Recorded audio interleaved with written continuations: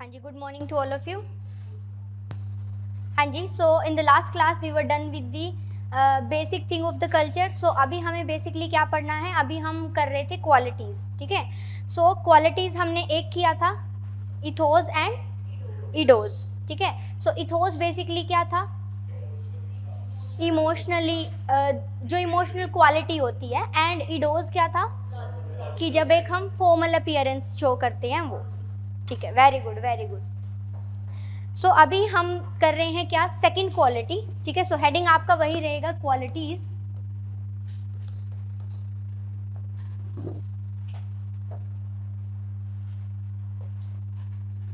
उसमें फर्स्ट हम कर चुके हैं इथोस एंड इडोस. सेकंड हम कर रहे हैं ओवर्टनेस एंड कोवर्टनेस. सेकंड लिख दीजिए, ओवर्टनेस and कोवर्टनेस.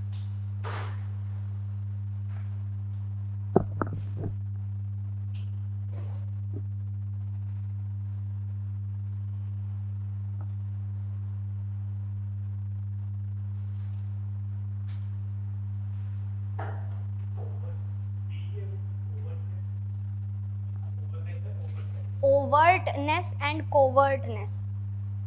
Okay, so the first one is basically the overtness. Overtness का मतलब क्या होता है, which is in front of you, जो आपके सामने है. ठीक है, सो अगर आपको किसी भी पर्टिकुलर पर्सन की या किसी भी पर्टिकुलर थिंग की क्वालिटीज़ को शो करना होता है, तो जो आपको सामने दिखाई देता है उससे आप शो कर सकते हो, उसको आप बता सकते हो. ठीक है, आगे अगर हम ओवर्टनेस की बात करें तो आपको सपोज करो किसी के कल्चर के बारे में बताना है. सपोज करो आपको बताना है इंडस वैली सिविलाइजेशन के कल्चर के बारे में, तो वो बताइए आप किस किस के थ्रू बता सकते हो. एविडेंसेस, आर्कियोलॉजिकल एविडेंसेस जो आपके सामने हैं, लिटरेरी सोर्सेज, इंस्क्रिप्शन जो है आपके सामने. So these are some of the things जिनके बेसिस पर आप बता सकते हो कि इनका कल्चर कैसा रहा होगा. इंस्क्रिप्शन पे कुछ लिखा हुआ है. फॉर एग्जांपल अगर हम देखें तो हमें जो आर्कियोलॉजिकल एविडेंसेस जो हमें मिलते हैं, कुछ हमें हाउसेस मिल सकते हैं, कुछ हमें आर्टिफैक्ट्स मिल सकते हैं. इनके बेसिस पर देखिए, इंडस वैली सिविलाइजेशन के टाइम पे आपको पोट्री मिला था. पोट्री के बेसिस पर आपने क्या एनालाइज किया, पोट्री के बेसिस पर आपने ये एनालाइज किया कि वो या तो इसको अपनी ग्रेन्स को स्टोर करने के लिए रखते होंगे, या तो वो इसको या लाइक काइंड ऑफ डेकोरेशन के लिए रखते होंगे. ठीक है, सो वही वाला हमने जो है पॉइंट देखा है. पहले जी हम सुमोना के लिए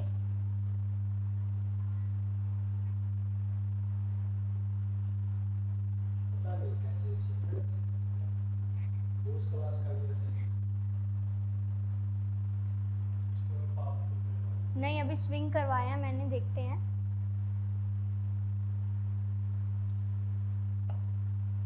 क्या होगा.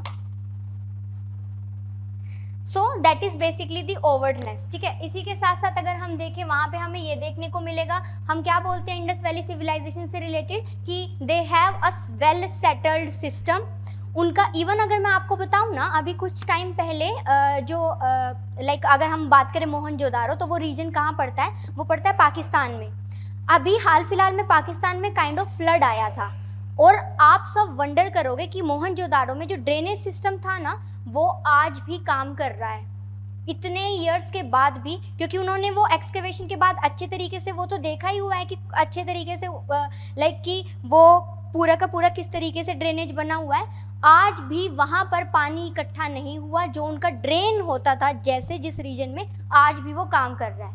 इट मीन्स दैट कि आपको उससे क्या पता चलता है, उससे ये पता चलता है कि वो civil engineering type of thing में, कि वो अपने आर्टिफैक्ट्स बनाने में कितने ज़्यादा पावरफुल थे. So this is a kind of thing, और इसको आप प्रॉपरली अपना सेटल कर सकते हो. मान लीजिए आपके पास कोई ऐसे आता है, ऐसे में आपको ये एग्जाम्पल शो कर देना है. ठीक है, उसके बाद इंडस वैली सिविलाइजेशन में यू कैन से कि ये क्या करते थे, इनके जो है डोर होते थे, विंडोज़ होती थी, और इनका प्रॉपर जो है लाइक एयर क्रॉसिंग का एक मेथड होता था, तो ये एक प्रॉपर वे में वो जो है मैनेज करते थे. सो this is a kind of thing.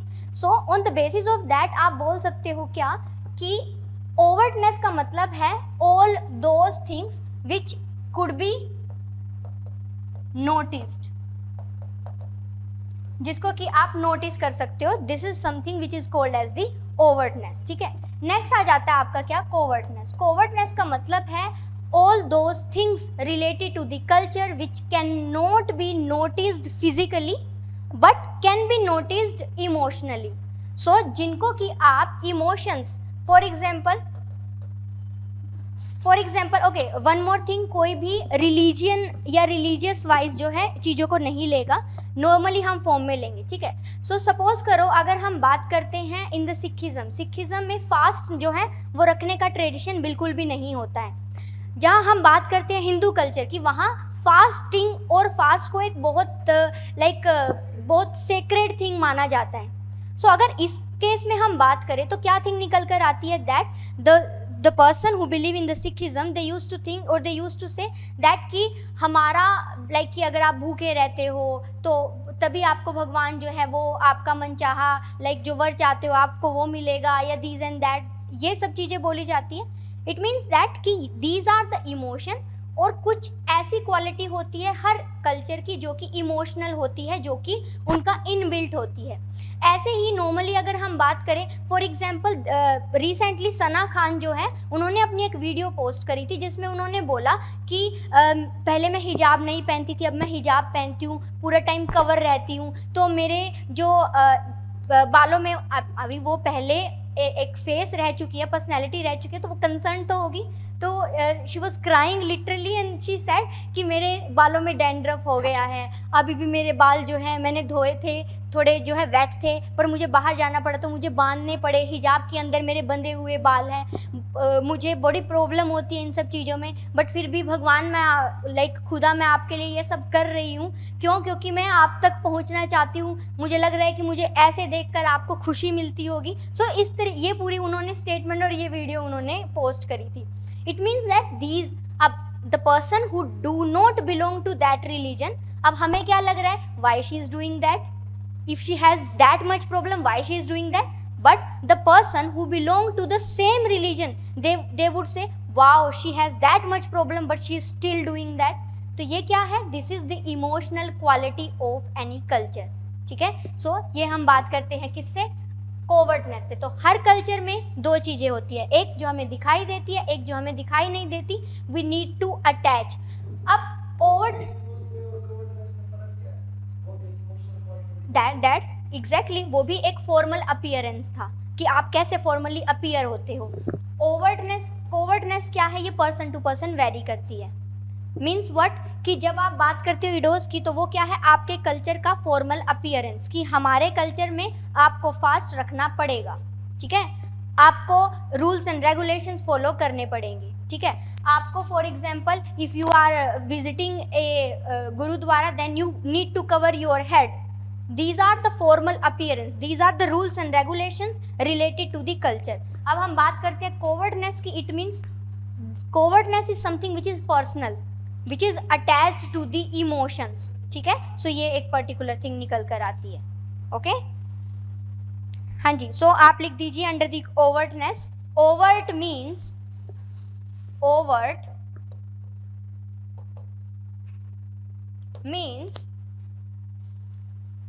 all those qualities, overt means all those qualities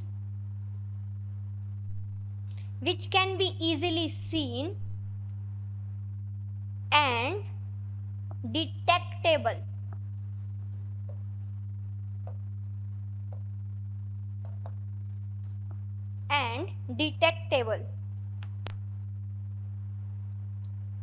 example artefacts,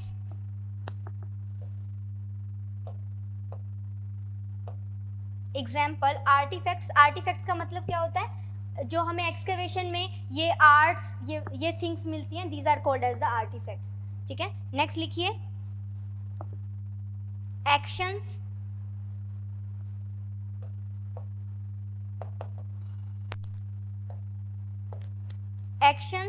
and अटरेंसीज, अटरेंसीज के ब्रैकेट में लिखिए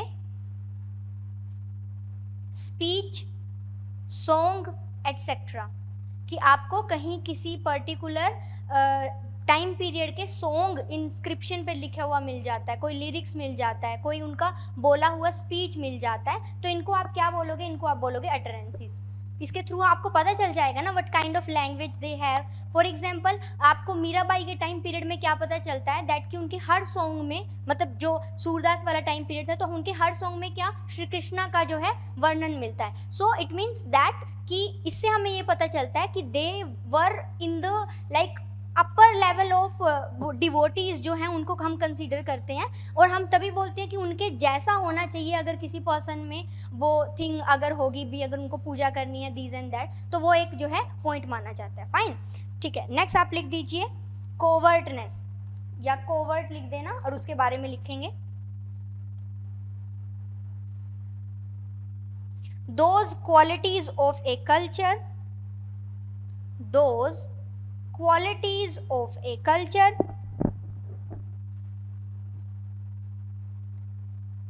which are not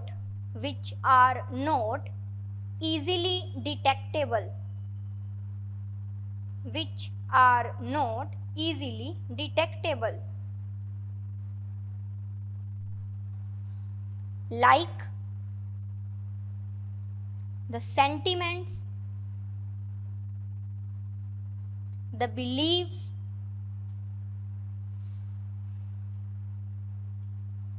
fears and values।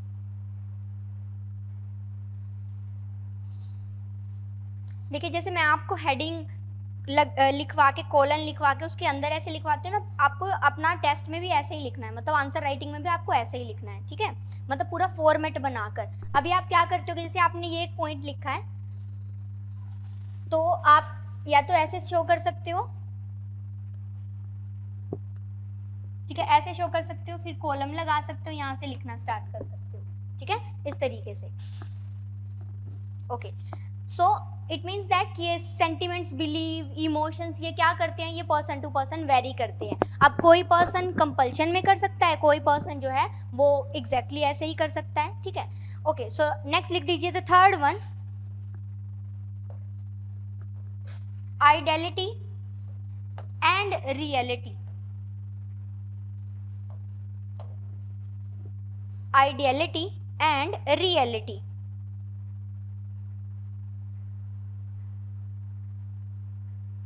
Ideality का मतलब क्या है, the ideal situation that if a person related to this culture, तो उसको कैसे बिहेव करना चाहिए, और इन द कल्चर समटाइम्स जैसे बिहेव करना चाहिए, कुछ कुछ उसको वैसे ही फॉलो करके चलते हैं, कुछ कुछ वैसे फॉलो करके नहीं चलते हैं। फॉर एग्जाम्पल अगर मैं आपको बताऊं, इन द हिंदू कल्चर क्या होता था कि मेल पर्सन को शिखा रखनी होती थी।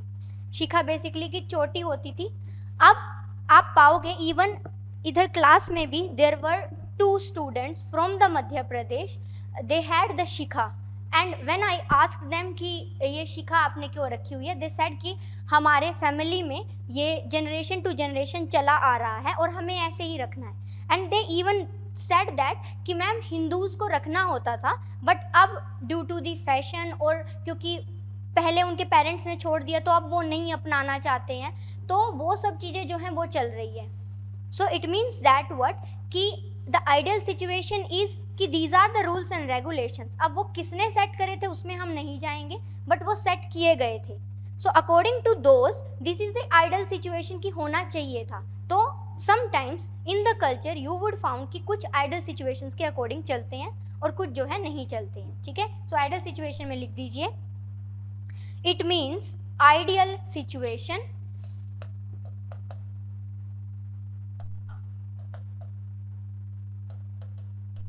it means ideal situation. It refers to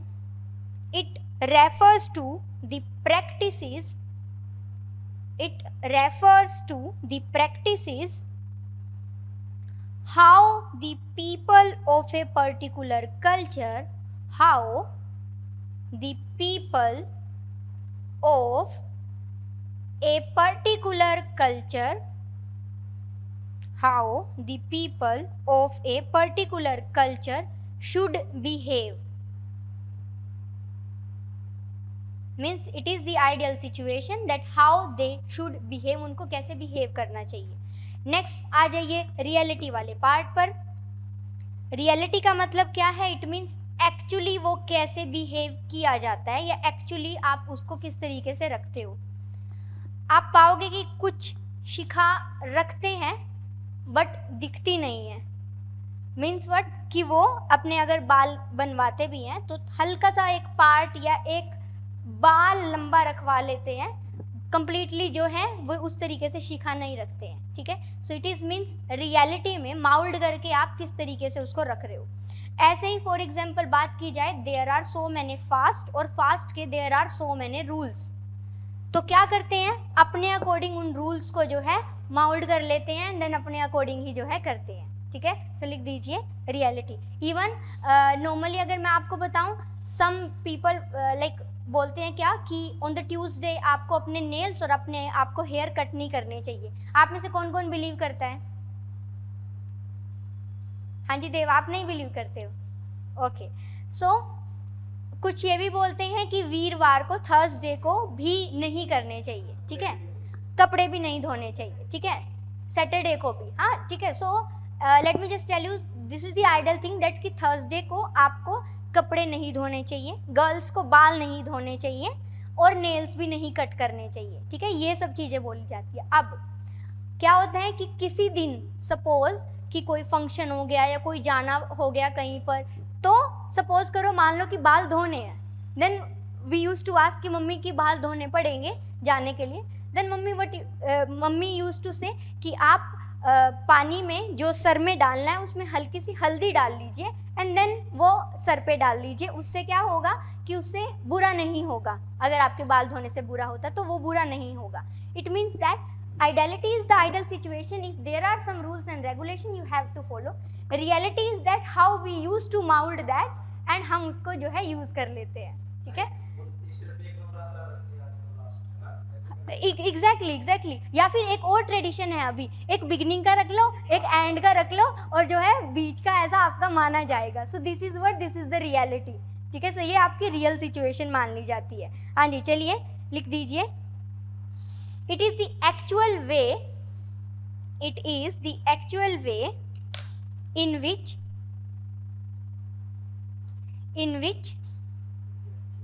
it is the actual way in which people behave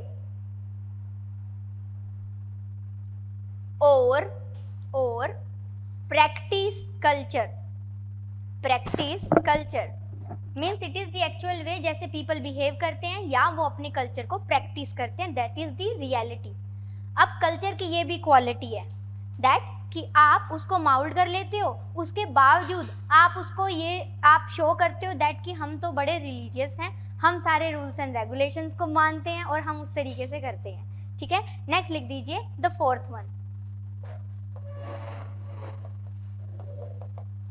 explicit and implicit।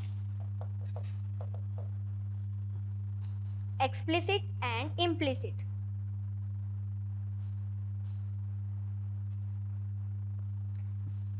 explicit का मतलब है all those things जो कि किसी भी एक कल्चर में सामने से दिखती है and all the people are aware about that। so लिख दीजिए it means the people's awareness, people लिख के एपोस्ट्रोफी एस डाल देंगे आप, पीपल्स अवेयरनेस और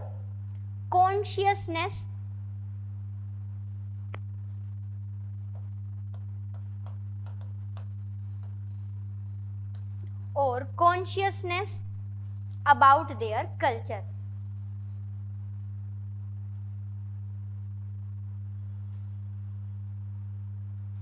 ठीक है, नेक्स्ट लिख दीजिए implicit, it means unawareness of people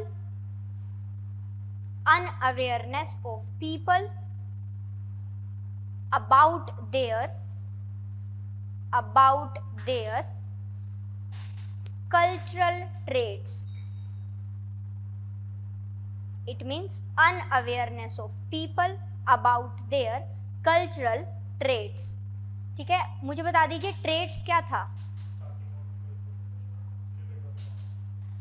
लोगों में एक डिफरेंस बनना शुरू होता है पर्टिकुलर बिहेवियर पैटर्न या फिर एक इरेशनल थिंकिंग के बेस पर, तो उसके बाद कॉम्प्लेक्सेस बनते हैं। Very good. सो सबसे पहले क्या था? ट्रेड, उसके बाद कॉम्प्लेक्सेस, उसके बाद कल्चर। ठीक है, हाँ जी देव, किसके अंडर आए थे ये पॉइंट? ट्रेड, याद करिए, आराम से कर सकते हो। कल्चर के अंडर तो आएंगे ही, कल्चर तो हम टॉपिक पढ़ रहे हैं।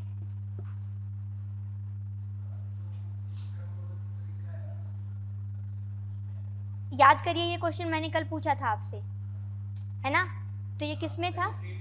दैट कल्चर, हाँ, कल्चर क्या है? Culture is structured.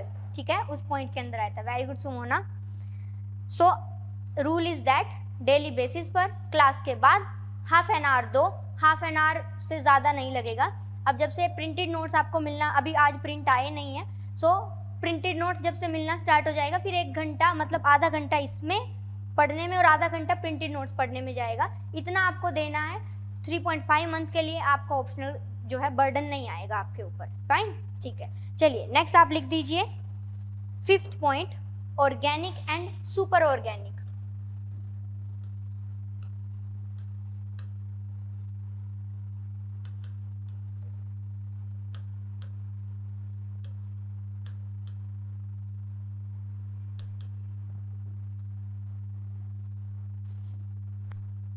Organic and super organic. So जब हम बात करते हैं ऑर्गेनिक की, इट मीन्स दैट कि नॉर्मली जस्ट टेल मी, आपको अगर बोलना हो ऑर्गेनिक प्रोडक्ट, तो ऑर्गेनिक प्रोडक्ट के लिए आप क्या बोलते हो?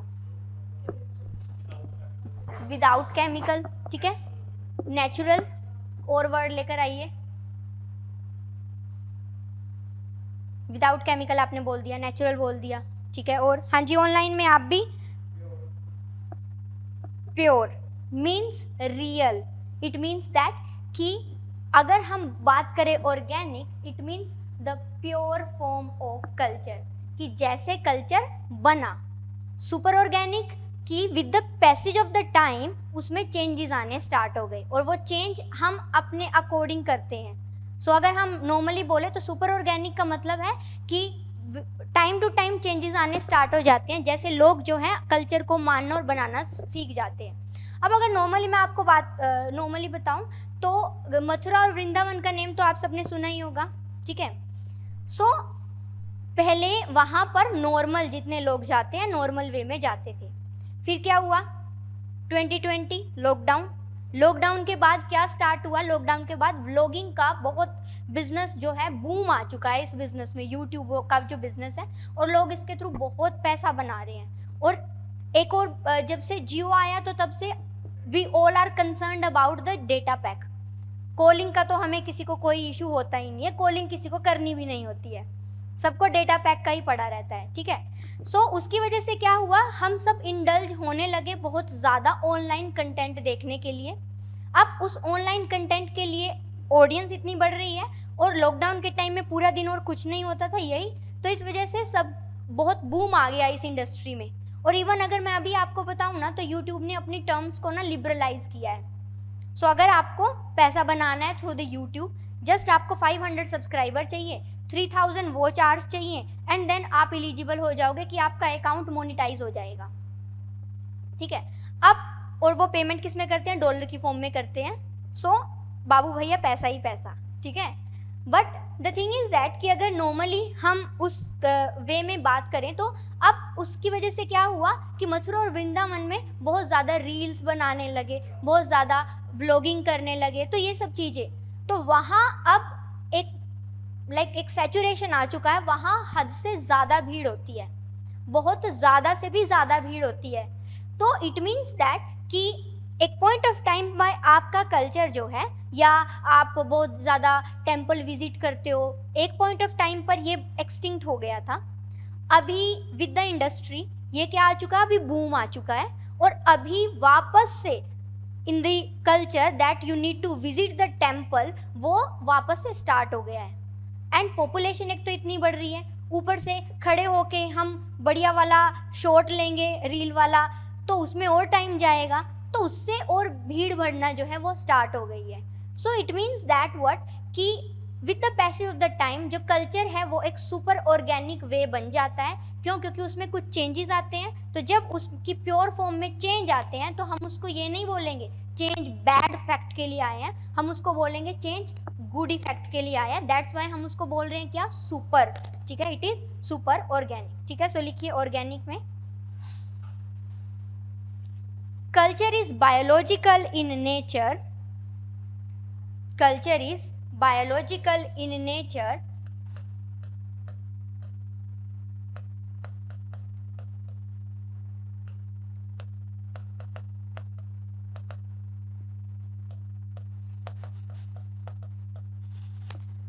अब क्या है? Human act, human thinking, human actions all reflects culture. And ये क्या शो करता है? It shows the pure form of culture.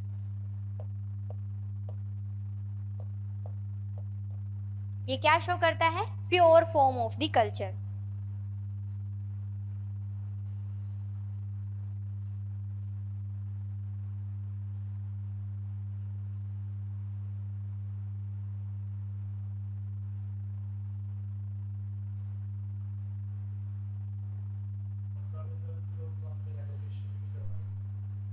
क्या नहीं करवाने देते? क्यों?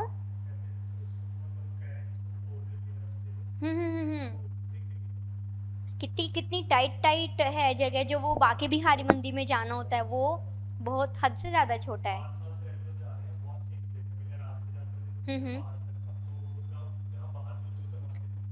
वहां से लाइन स्टार्ट हो जाती है. मीडिया का भी बहुत बड़ा रोल है कि टूरिज्म हाँ जी, मीडिया का एक, मीडिया से भी ज़्यादा कि जो अभी वहाँ के जो प्रीस्ट है वो इतने ज़्यादा परेशान हो गए हैं. Now they are reconsidering the fact that कि अब हम मोबाइल अंदर ले जाना मना करेंगे, अब देखना सारी भीड़ हट जाएगी. जैसे अगर आप देखोगे दिल्ली में देर इज़ अक्षरधाम मंदिर, आपने नेम सुना होगा ना? हाँ, तो वहाँ पर ना मोबाइल फ़ोन या कुछ भी अंदर लेके जाना अलाउड नहीं होता है. तो अगर आप लेके गए हो तो वहीं पर आपको डिपॉजिट करवाना पड़ेगा. बंगला अच्छा, वहाँ पे मोबाइल नहीं लेके जा सकते. ओके, सो अक्षरधाम मंदिर it is a like pictures Q पूरा व्यू है. अगर वो मतलब मोबाइल लेके जाना वो बोल दे कि हाँ आप लेके, तो लोग वहाँ इतनी मतलब इतना अच्छा व्यू है कि आप बहुत ज़्यादा फ़ोटोज़ लोगे, बहुत ज़्यादा फ़ोटोज़ लोगे.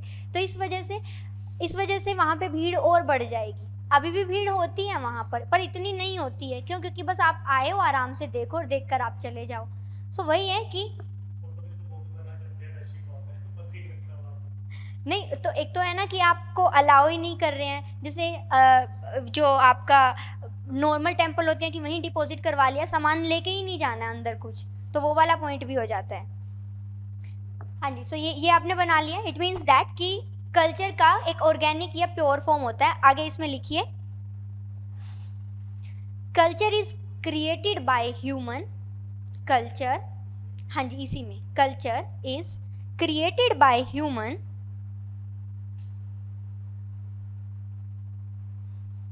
and it is dependent upon human choice for its continuity. It dependent upon human choice for its continuity. Just tell me, it depends upon the human choice or not? They want to continue it or not, है ना? Okay. Next आप लिख दीजिए super organic.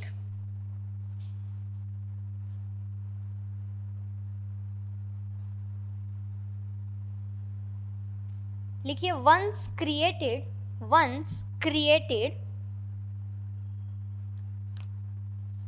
Culture acquires a super organic quality a super organic quality, full stop, as per Kroeber.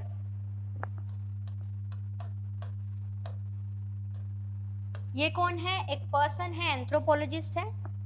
As per क्रोएबर, culture becomes a phenomena. Culture becomes a phenomena with the changes के साथ, with the changes as per the past time, as per the past time. सो जैसे जैसे time pass होता जाता है तो ये भी अपने आप को चेंज करता चला जाता है. ठीक है. So this is basically the, अगर इसके बारे में हम बात करें, so this is basically called as the culture, और कल्चर चेंजेस के साथ जो है वो बढ़ता चला जाता है. Next and the last point is universal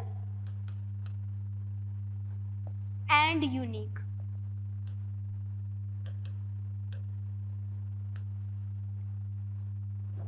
universal and unique. हाँ जी, एक क्वेश्चन का आंसर करिए आप सभी मुझे. जब भी लाइक मैरिजेस करनी होती है तो सेम विलेज में मैरिजेस आपने मतलब अवॉइड करते हैं ना?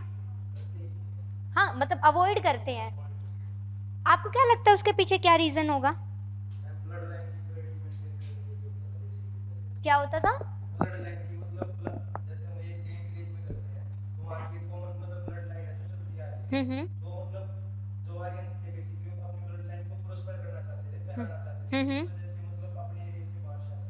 Okay. So that is one of the reason we can consider. और किसी को क्या लगता है क्या रीजन हो सकता है?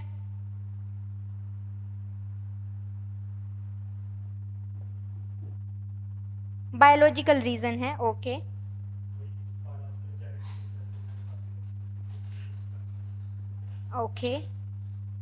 So basic thing is that like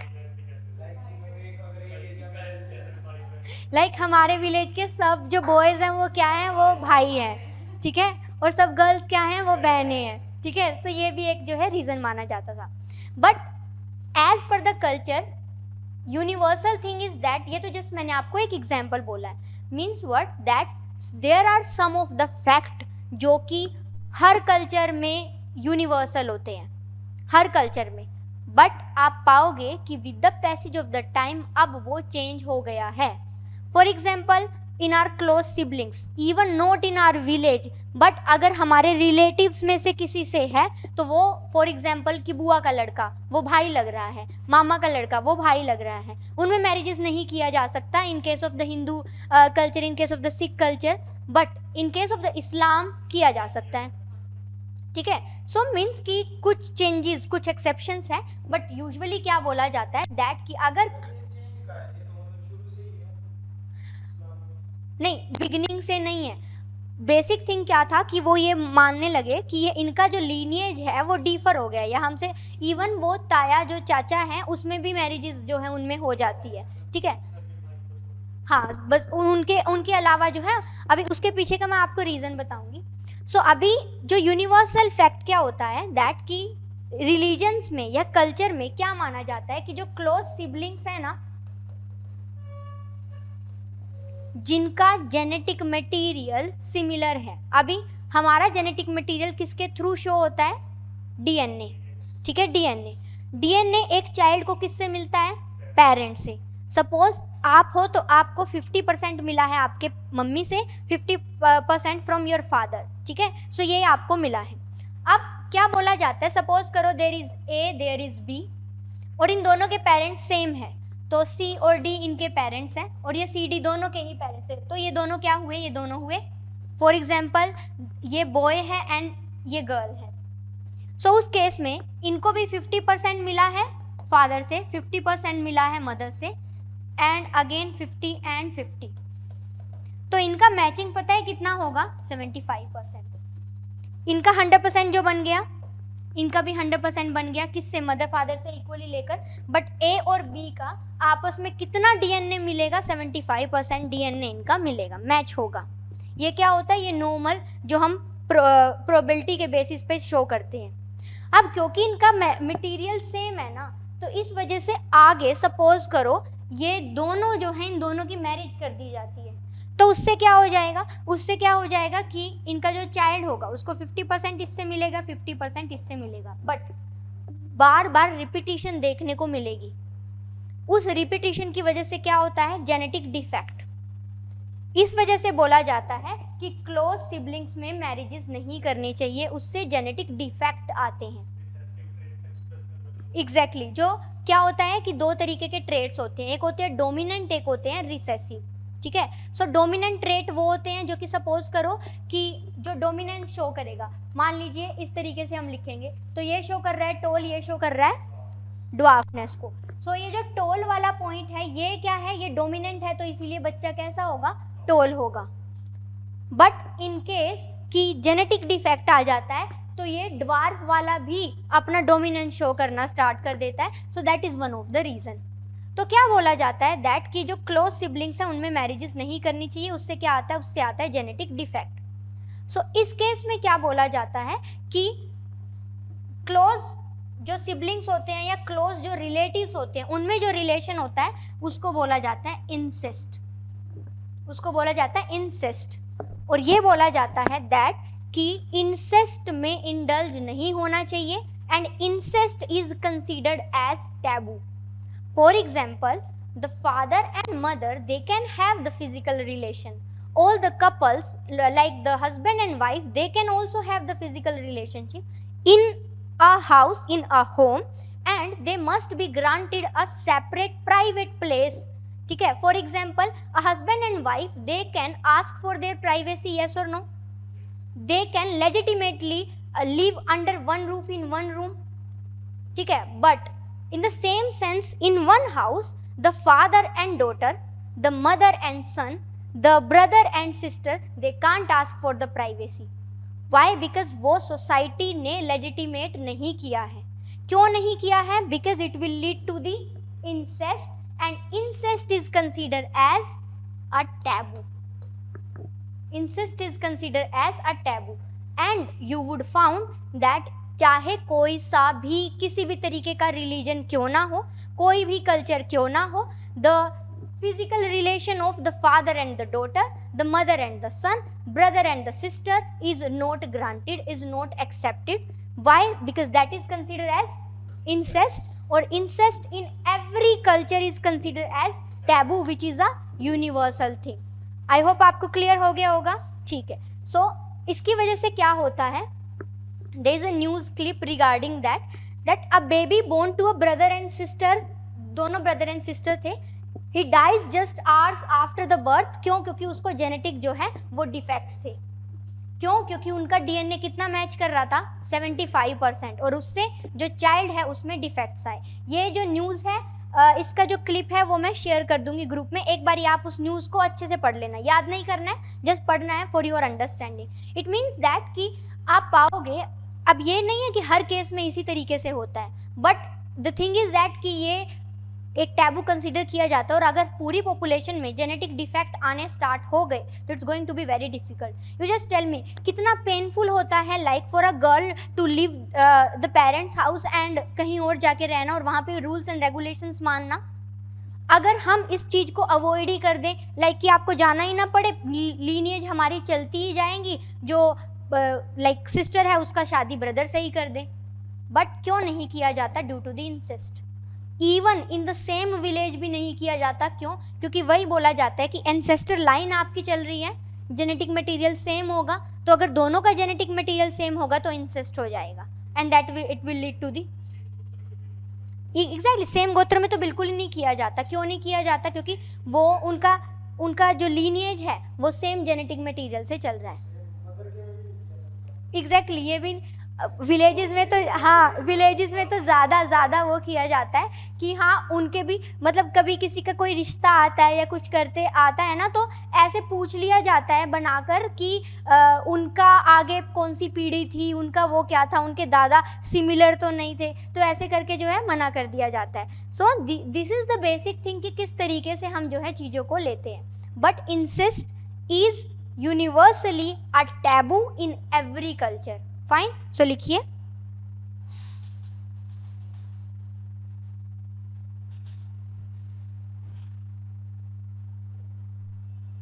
लिखिए culture is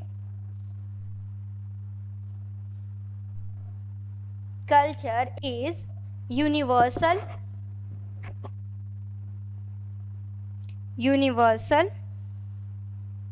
because some of the cultural traits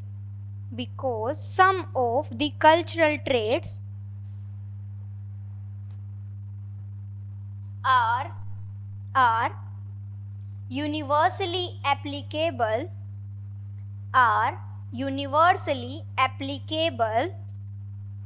in all the cultures. सो वो यूनिवर्सली एप्लीकेबल होता है सभी कल्चर्स में. एग्जाम्पल लिखिए. Incest is considered as taboo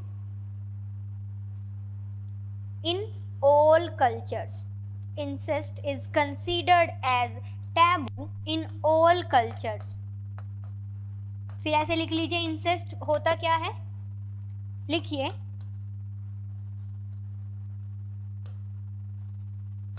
physical relation between close relatives. देखो same blood line हम क्यों नहीं बोल रहे हैं, बिकॉज फॉर एग्जांपल हम बात करें मदर एंड सन की, समटाइम्स बोल दिया जाता है कि मदर का जेनेटिक मटेरियल तो दूसरी लीनियज से है, बट सन को तो उन्हीं से मिला है ना, सो दैट्स वाई सिमिलर हो गया. अब अगर if a child get birth due to the incest of the mother and the son, then उस बच्चे का जो जेनेटिक मटेरियल होगा वो तो डिस्टोर्ट हो जाएगा. ठीक है. सो लिख दीजिए close relative father and daughter,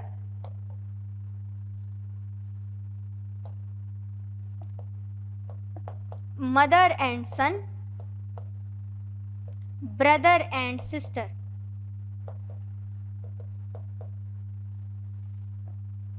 ये तो टैबू कंसीडर किया जाता है in all the cultures.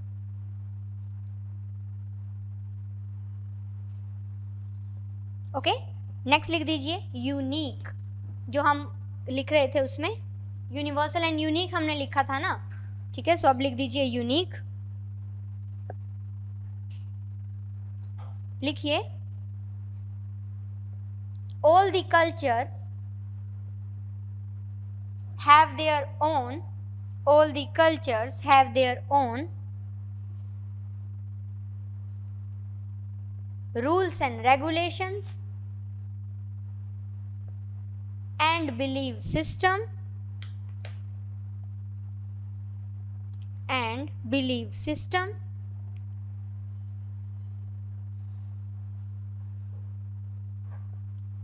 according to their nature. Means कि हर एक का अपना एक यूनिकनेस होता है जिससे हम कंपेयर नहीं कर सकते. For example in the Hindu culture ये माना जाता है दैट कि आपको कुछ भी करना है तो यू शुड सी द मुहूर्त के अकॉर्डिंग आपको करना चाहिए. एंड इवन अगर हम बात करें इन द सिखिज्म, सो वहाँ पर शादी भी अगर डिसाइड करनी होती है आप अपने अकॉर्डिंग डिसाइड कर लेते हो, लाइक कि सबकी छुट्टी है, सबके एग्ज़ाम नहीं है, एंड देन संडे बढ़िया पड़ता है तो संडे को कर लेते हैं.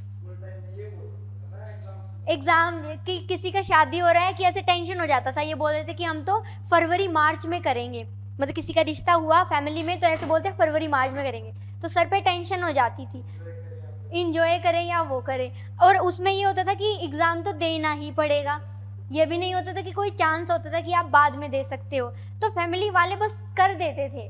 मतलब मेरे साथ तो ये 2 से 3 बार हुआ है कि मार्च में एग्ज़ाम हुए हैं और उसी टाइम पे शादी.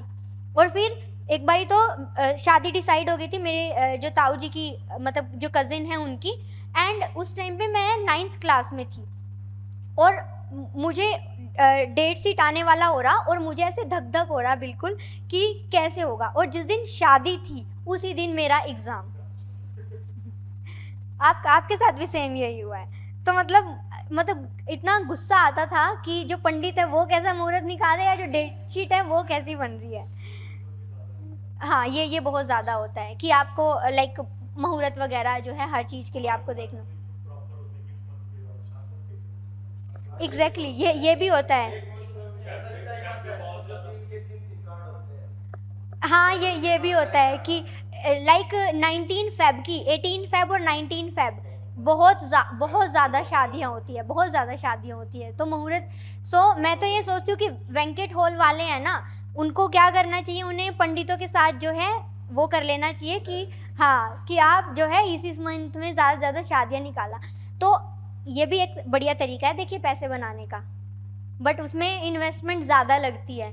फर्स्ट टाइम जो है बैंकेट हॉल आप बनाओगे उसमें इन्वेस्टमेंट ज़्यादा जाएगी, ठीक है। So these all are the basic qualities of the culture. तो इनको एक बारी आप जो है पढ़ेंगे, आराम से देखेंगे, देन हम आगे निकलेंगे, ठीक है। हाँ जी, ऑनलाइन में आपने नहीं, किसी ने ये दुख फील किया कि शादी वाले दिन एग्ज़ाम।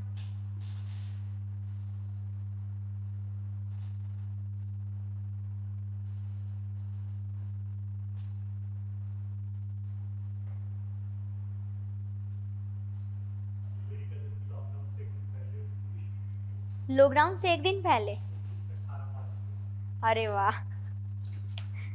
और अगर 2 या 3 दिन बाद होती। वो 2 ईयर तो ऐसे लगते हैं मतलब लाइफ में है ही। लॉकडाउन वाले 2 ईयर तो ऐसे लगते हैं लाइफ में है। ये लगता है कि किया क्या था। बट उन बच्चों का अच्छा था जिन्होंने 12th उस टाइम पे किया था। उनको भी शुरू में तो उनको भी टेंशन रहती थी कि एग्ज़ाम होंगे नहीं होंगे क्या होगा, बट हो गया। और फिर उसके बाद ओके। सो जशनदीप का क्वेश्चन है कि मैम फिर सेम कास्ट में मैरिज क्यों करते हैं, उसमें डिफेक्ट की प्रॉब्लम नहीं आती। सेम कास्ट में डिफेक्ट की प्रॉब्लम नहीं आती है, सेम गोत्रा में डिफेक्ट की प्रॉब्लम आती है। वाई? क्योंकि नॉर्मली हम बात करें फॉर एग्जांपल हर एक कास्ट का, फॉर एग्जांपल अगर मैं राजपूत के बारे में बात करूं तो इनके डिफरेंट जो है गोत्र आ जाते हैं। जैसे आप देखोगे चौहान आ जाता है, सिसोदिया आ जाता है, राणा लगाते हैं एज ए लाइक सुफिक्स के बेसिस पे। हाँ, नेगी आ जाता है, रावत आ जाता है, बिष्ट हाँ हिमाचल या उत्तराखंड वाले। सो ये क्या आ जाते हैं, ये गोत्र आ जाते हैं। अब हर एक एरिया में अलग अलग गोत्र के पर्सन जो हैं वो रहते हैं। जैसे कि राजस्थान साइड सिसोदिया ज़्यादा देखने को मिलेंगे, हिमाचल साइड आपको नेगी जो है वो ज़्यादा देखने को मिलेंगे, उत्तराखंड साइड आपको बिष्ट जो है और रावत जो है ये देखने को आपको मिलेंगे। हाँ, करनाल और कुरुक्षेत्र में चौहान आपको देखने को मिलेंगे। सो दीज आर सम, और ठाकुर आपको देखने को मिलेंगे। इवन हरियाणा में भी आपको जो है ठाकुर देखने को मिलेंगे। सो दीज आर द गोत्रा अंडर वन कास्ट। सो अगर जेनेटिक डिफेक्ट आएगा तो विद इन चौहान मैरिज करे तब आएगा, अगर चौहान और सिसोदिया के बीच में करें तब नहीं आएगा। अब सेम कास्ट में मैरिज करना इम्पोर्टेंट क्यों है? बिकॉज कास्ट की लीनिएज को बढ़ाकर रखना चाहते हैं। सपोज करो अगर राजपूत अपनी गर्ल्स को अपनी विद इन द कास्ट नहीं देते हैं, आउटसाइड द कास्ट दे देते हैं। फॉर एग्जांपल वो दे देते हैं मान लो जाट में या पंडित में। So it is a kind of caste, ये भी आपको पता होगा। तो अब जो गर्ल्स यहाँ पर गई हैं, जो चाइल्ड वो बियर करेंगी, उनको नेम किसका मिलेगा? पंडित और जाट। सपोज करो जाट और पंडित ने क्या बोल दिया, दैट वो तो अपनी गर्ल देंगे ही नहीं राजपूत को। तो जस्ट टेल मी, क्या राजपूत के वो जो आगे लीनिएज बढ़ पाएगा? इसीलिए within the caste marriage करना इम्पोर्टेंट होता है if they want to continue the lineage of their own caste. अगर वो चाहते हैं कि राजपूत्स की जो परसेंटेज है वो बढ़े। फॉर एग्जांपल अगर मैं आपको बताऊं तो इंडिया में कंसीडर किया जाता है that 4% out of total population 4% is राजपूत्स।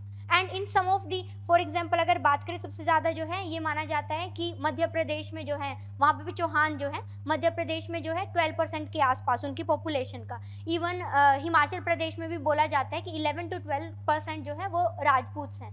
तो अगर वो अपनी पॉपुलेशन को बढ़ाना चाहते हैं तो वो इसी वजह से अपना सेम कास्ट में जो है वो मैरिज करते हैं, ताकि उनका जो गर्ल्स हैं वो जो चाइल्ड बियर करें वो राजपूत ही हो।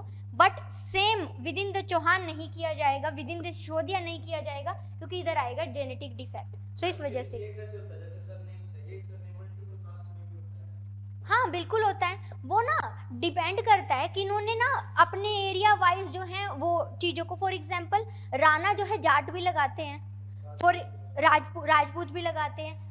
फॉर एग्जांपल जो चौहान है वो भी जो है डिफरेंट कास्ट वाले लगा लेते हैं। तो ये तो सफिक्स होता है, एरिया वाइज जो है वो करके रखते हैं, तो वो डिपेंड करता है। ये तो बोलने वाली बात हो गई है, ठीक है।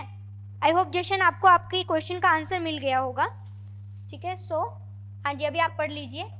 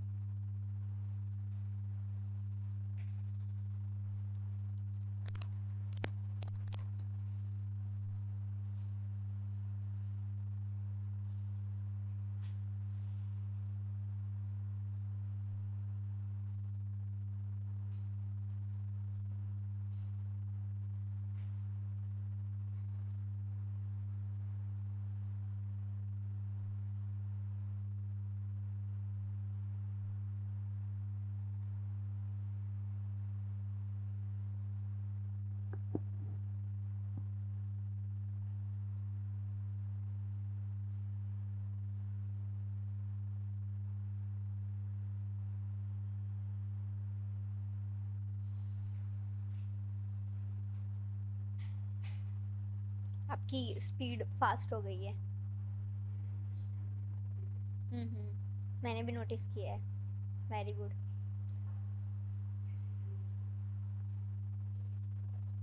न्यूज़पेपर भी आप फास्ट पढ़ लेते होंगे, हेल्प करेगा ये इस प्रोसेस में बहुत ज़्यादा।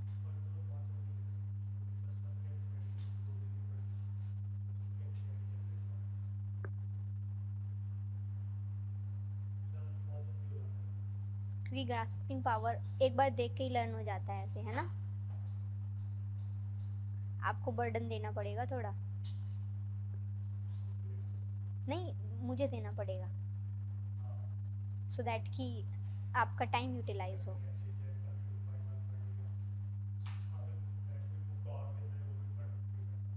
Very good. अभी अभी बढ़ेगा आपका। ओके आप लिख के लाए हो, उसी में, हाँ उसी में करना था वो तो। हाँ जी हो गया। ओके सो ये थे the qualities. Now you can differ between the nature and the quality. आराम से कर सकते हो ना। नेचर में आपने अपनी पसंद के 5 to 6 पॉइंट आपने चूज कर लेने थे, एंड क्वालिटी में तो आपको अगर आ जाता है तो ये क्वालिटी भी इसी को बोलेंगे, एट्रीब्यूट्स भी इसी को बोलेंगे, ये आपको ध्यान रखना होगा, ठीक है। ऐसे आप याद रखेंगे। वन मोर थिंग कि कभी भी एग्जाम में ऐसे नहीं, इस सिचुएशन में नहीं आना है कि मुझे एट्रीब्यूट याद नहीं आ रहे हैं। आप इस टॉपिक को इतना समझ चुके हो कि आप अपनी तरफ से बनाकर भी लिख सकते हो, जैसे कि हम अपने जो ग्रेजुएशन के एग्ज़ाम होते थे या पीजी के एग्ज़ाम होते थे उनमें करते थे, है ना। हेडिंग पढ़ते थे, अंदर का अपने आप बना के लिख देना है, डायग्राम डाल देना है, मार्क्स मिल जाएंगे, ठीक है। यही हमारा जो है वो होता था। चलिए सो नेक्स्ट। बट अनफॉर्चुनेटली इस एग्ज़ाम में ऐसा नहीं है कि एक दिन पहले पढ़ के जाओ और एग्ज़ाम दे आओ।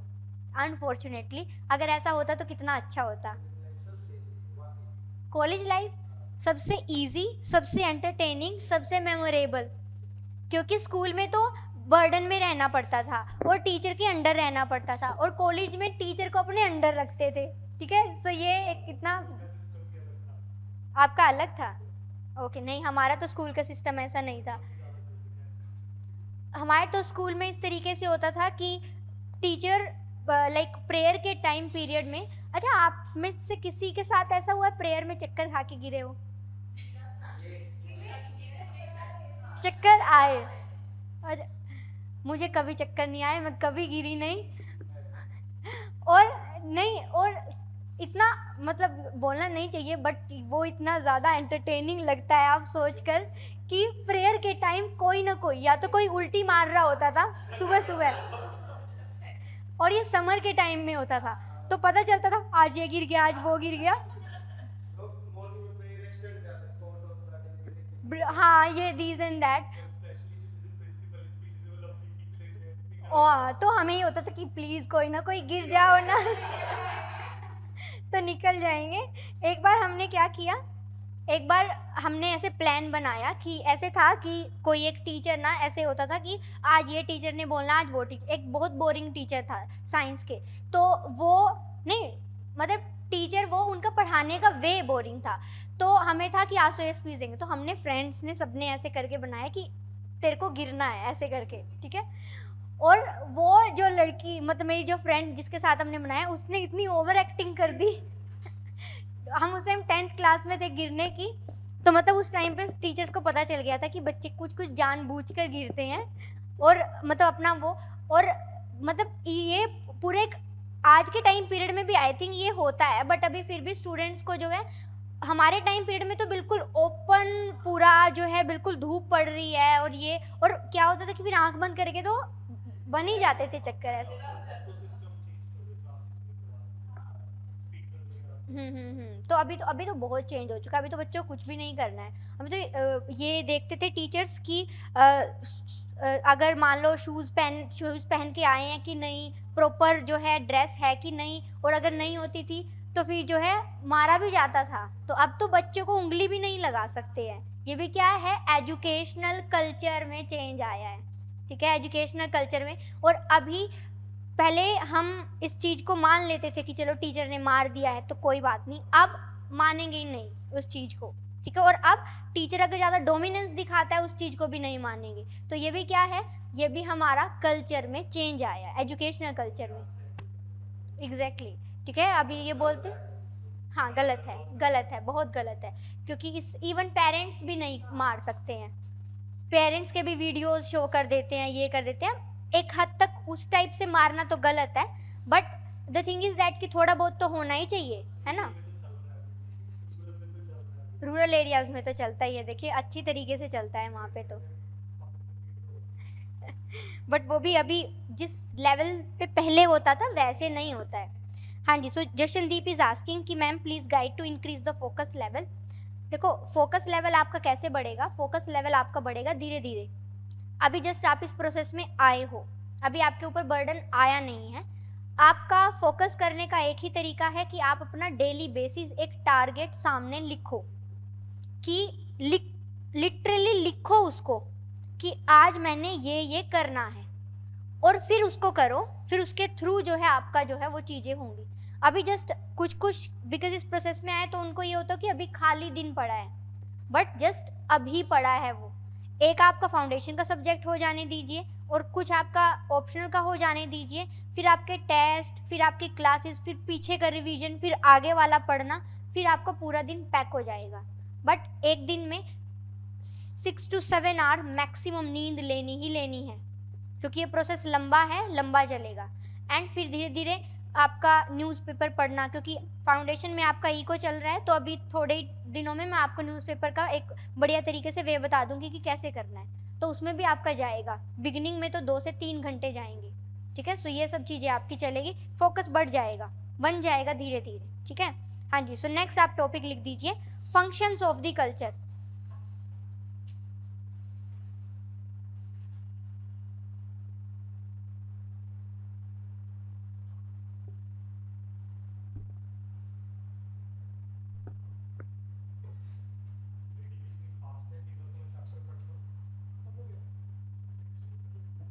हाँ, तो क्योंकि आपने वो इनबिल्ट कर लिया ना, and this will help you through out the process. हाँ जी, चलिए so function of the culture के बारे में अगर हम बात करते हैं, इट मीन्स दैट कि कल्चर क्या क्या फंक्शन करके देता है। तो एक एक लाइन में हम करें क्योंकि इतना हम डिस्कस करके आ चुके हैं। सबसे पहले जनरेट्स ह्यूमैनिटी। ये क्या करता है? काइंड ऑफ ह्यूमैनिटी, ह्यूमैनिटेरियन वे जो है वो जनरेट करता है।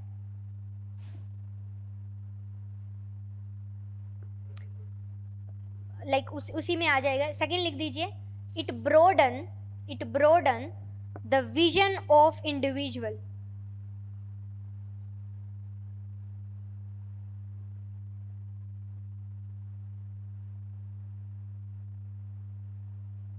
ठीक है, सो ये क्या करता है? ब्रदरहुड जो है टाइप ऑफ, और एक पर्सन का जो विजन है वो इंक्रीज करता है, वो बताता है दैट कि अगर वो फॉर एग्जांपल जैसे कि गीता में बोला जाता है कि आपको मेन फोकस किसके ऊपर करना चाहिए? ओवर योर वर्क जो आप कर रहे हो, not over the result. So you should focus over the karma, not over the result. Result के ऊपर नहीं करना चाहिए। Even one more thing in the Gita ये सिखाई जाती है दैट कि आपको लग रहा है, फॉर एग्जाम्पल जब अर्जुन बोलते हैं कि मैं युद्ध करूंगा या मैं, सो उस ये लगता है दैट कि आप अपने आप वो काम को कर रहे हो, बट एक्चुअली में as per the Gita god is there जो आपसे वो करवा रहे हैं। It means what? दैट कि it provides you the vision that if you are doing the good और फॉर द गुड कोज, तो वो कौन करवा रहा है? वो गॉड करवा रहे हैं, and it is as per the wish of the god. So that is basically the culture. ठीक है, सो ये क्या करता है? कल्चर का फंक्शन है कि ये हमें विजन एक दे रहा है। नेक्स्ट लिखिए, it creates spirit de corps. It creates spirit डिकोप्स।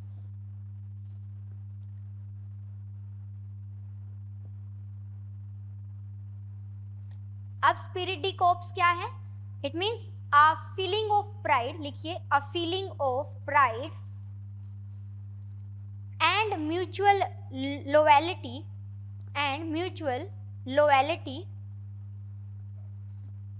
a feeling of pride and mutual loyalty shared by members of group,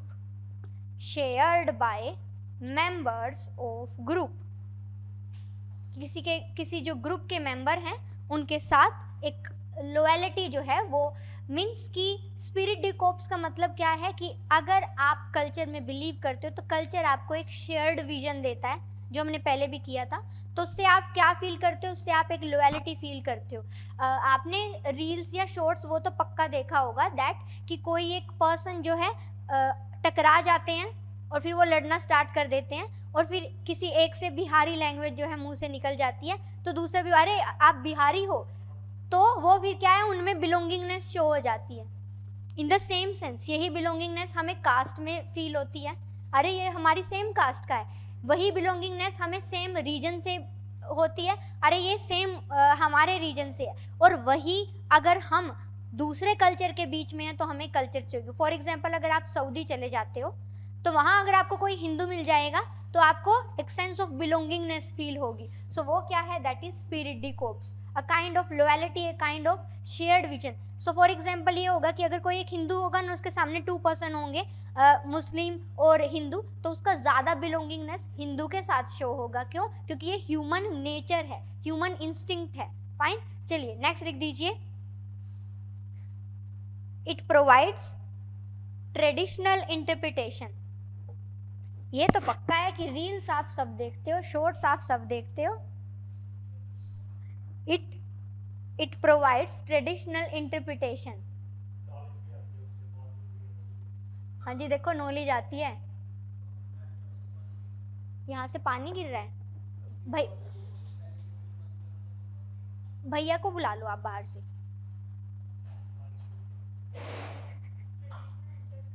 interpretation,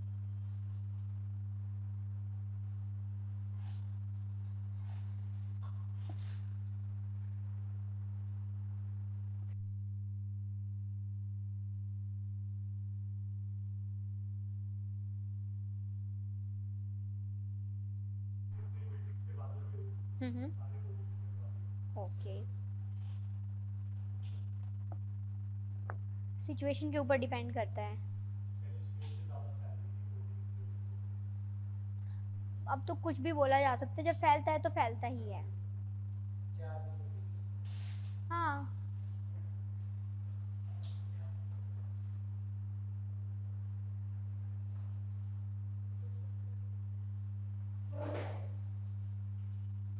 चलिए आप लिख दीजिए, इट प्रोवाइड्स ट्रेडिशनल इंटरप्रिटेशन हो चुका है। नेक्स्ट लिखिए, इट इनकरेजेस सोशल रिलेशनशिप्स।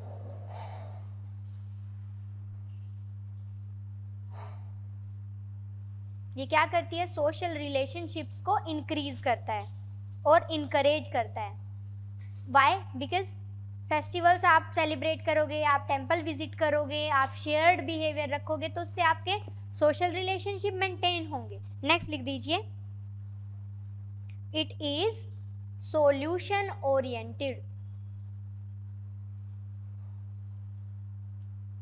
आपने ये नोटिस किया होगा जितने भी, अच्छा एक और, I know it's kind of personal question, but आप में से कितने हैं वो किसी गुरु या बाबा को मानते हैं? हाँ जी देव? नहीं, रोहित तो पक्का नहीं, भगवान नहीं, बाबा संत होते हैं ना जो, नहीं रिस्पेक्ट है काइंड की, हमारा वो बाबा में फेथ है। नहीं, मुझे लगा था रोहित आपका होगा, आपका भी नहीं है।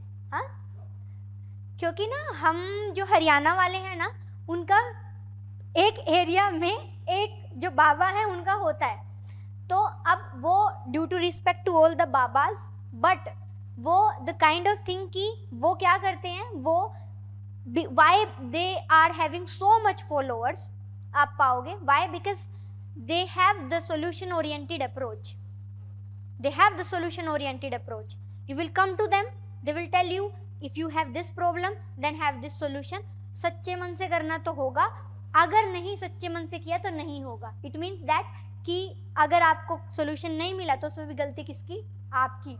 हमने जो बताया है उसकी गलती नहीं होगी। It means that कि I just want to tell you कि ये चल क्यों रहा है जो बाबा वाला कॉन्सेप्ट है। Why? Because they have the solution oriented approach. उनका वही अप्रोच है, वो सॉल्यूशन ही बताते हैं, उसी के थ्रू जो है वो चल रहे हैं। सो इट मीन्स दैट कि culture is a kind of solution oriented thing है। आप उसको क्यों फॉलो करते हो? Because you feel the personal satisfaction, and आप उसको क्यों कर रहे हो? क्योंकि आपको लगता है that if you have the problem then आपको सॉल्यूशन वहीं से मिलेगा। That could be the personal satisfaction, personal mental satisfaction वो हो सकता है। ठीक है, so these are some of the function.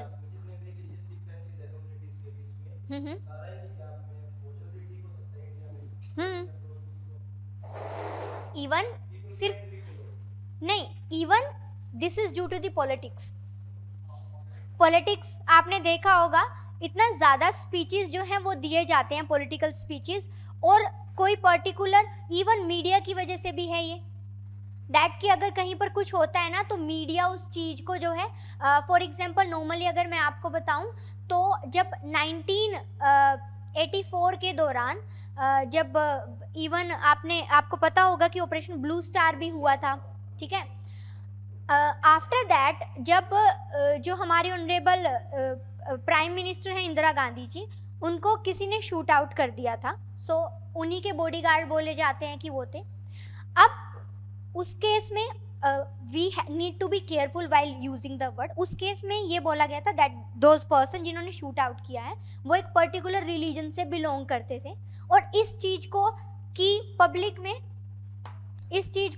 में बताना है कि नहीं बताना, that's one of the thing. Why? Because वो कम्युनल टेंशन जो है वो अराउज करती है, ठीक है।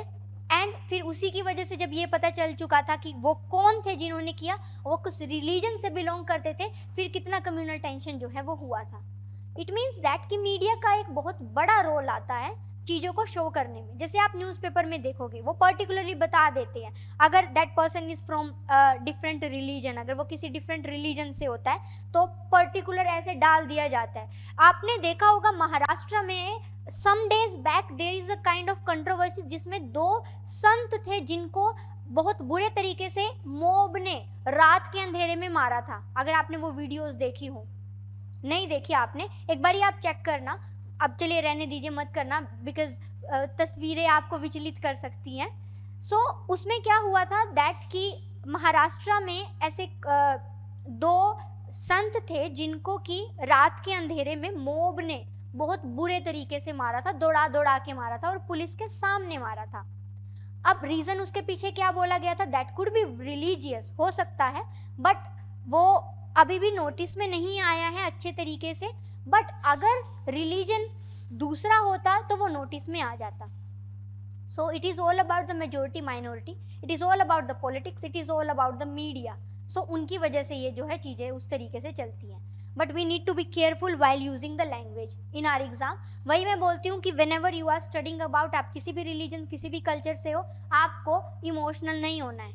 अपना काम बनता, भाड़ में जाए जनता, आपको मार्क्स मिल गए हैं, आपका काम जो है हो गया है। आपको वो चीज़ें नहीं डालनी है। वाई? क्योंकि बोला जाता है कि after becoming an IAS officer, आप IAS ऑफिसर हो जाते हो। आपको नहीं फर्क पड़ता आपके एरिया में कौन या कौन से रिलीजन के पर्सन है, वो तो आपके लिए पर्सन ही माने जाएंगे। ठीक है, चलिए नेक्स्ट आप लिख दीजिए। नहीं, 2019 में तो नहीं हुआ था अभिषेक, ये हुआ था ये तो लॉकडाउन के टाइम हुआ था। यही जो मैं केस बता रही थी हाँ जी। हम नहीं, लॉकडाउन कब लगा था? 2020 में लगा था, लॉकडाउन में हुआ था, ये लॉकडाउन में हुआ था। हम्म हम्म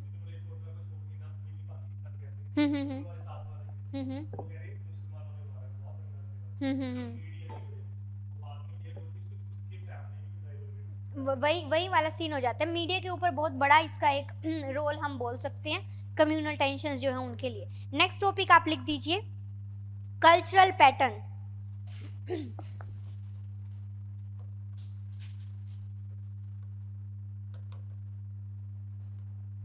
कल्चरल पैटर्न, हाँ जी, new topic, new heading, cultural pattern. So ये हल्का सा टेक्निकल होगा, यू नीड टू रिमेंबर, मैं याद करवा दूंगी। कल्चरल पैटर्न मीन्स कि कल्चर का पैटर्न क्या है, किसी भी काम को करने का आपका पैटर्न क्या है, उसी तरीके से कल्चर का पैटर्न क्या है। तो कल्चर का पैटर्न हम कैसे याद करेंगे? हम, आपने यहाँ दिल्ली में कौन कौन CP में गया है या पता है CP क्या है? कनॉट प्लेस जो है एक एरिया है, जो अभी अभी दिल्ली में आए हैं, किसी दिन संडे को वहाँ पर घूम के आना, शाम को, ठीक है, वहाँ पर घूम के आना। वो काइंड ऑफ आपको लाइक फॉरेनर टच भी आपको देता है, क्योंकि बिल्डिंग उन्होंने बनाई हुई है जो है ब्रिटिशर्स ने, और उसी में आपको काफ़ी सारी शॉप, एरिया अच्छा है, कोई आपको ऐसे फील नहीं होगा, तो आप आराम से जो है किसी संडे को घूम के आना। ठीक है, CP में आप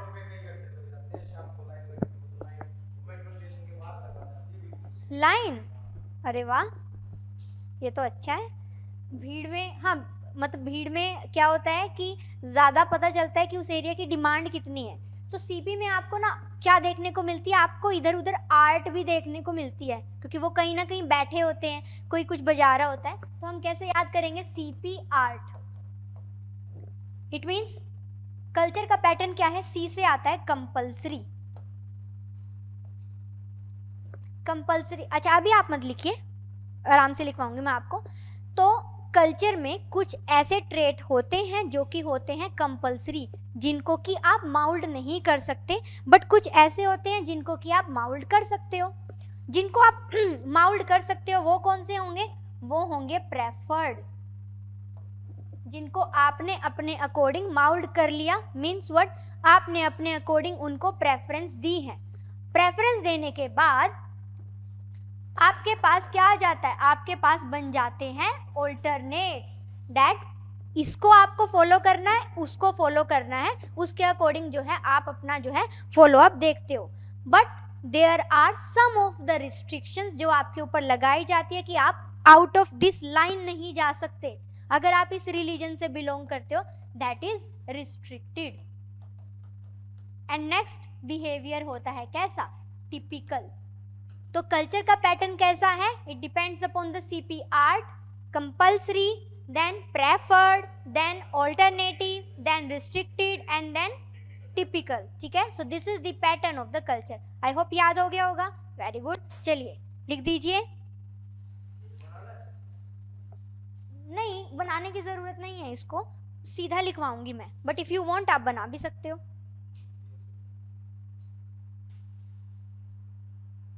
बिल्कुल लिख सकते हो जशप्रीत, बिल्कुल लिख सकते हो, और उसी में आते वो। सो हाँ जी हाँ जी, अभी देती हूँ। सो जसप्रीत का क्वेश्चन है कि कल मैंने आपसे टेलीग्राम पे एक क्वेश्चन पूछा था ना, तो शी इज आस्किंग कि मैम ये फंक्शन के जो पॉइंट्स हैं कल उसमें लिख सकते हैं, बिल्कुल लिख सकते हैं। मैंने क्या पूछा था कि क्या आप कल्चर में बिलीव करते हो, एंड देन अगर करते हो देन तो क्यों करते हो, तो इसीलिए क्योंकि ये आपके लिए ये काम करके दे रहा है, ठीक है, इसीलिए आप करते हो।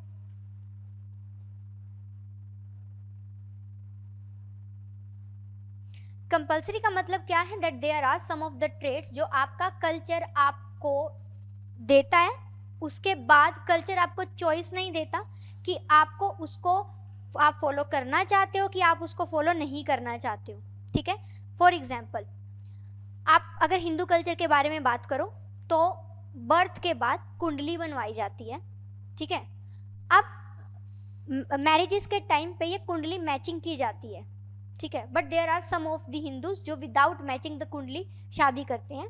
बट एक पॉइंट जिसके ऊपर की हर कोई अग्री करता है, दैट इज अबाउट द मांगलिक, दैट इज अबाउट द मांगलिक, दैट चाहे आप कुंडली मिलवा के करो शादी, मीन्स गुण ट्रेड्स, यूजुअली क्या बोला जाता है, देयर आर 36 ट्रेड्स जो कि एक पर्सन में होते हैं, और if there is the marriage of a male and female तो 36 के 36 तो देखिए मिलने नहीं चाहिए, बट कुछ एक डिसेंट होता है दैट कि 18 या अबव 18 या अबव 20 अगर मिलते हैं तो आपकी जो है झगड़े नहीं होंगे, जो कि कहने वाली बात है। बट एक ट्रेट होता है दैट की मांगलिक, चाहे आपके कुंडली के ट्रेड्स कम भी हो, बट अगर एक पर्सन मांगलिक है तो that is consider as compulsory trait कि आपकी शादी या तो मांगलिक से होगी या तो पहले आपको जो है कुछ, हाँ किसी हाँ, तो मतलब किसी या तो एनिमल से पहले शादी करो या तो।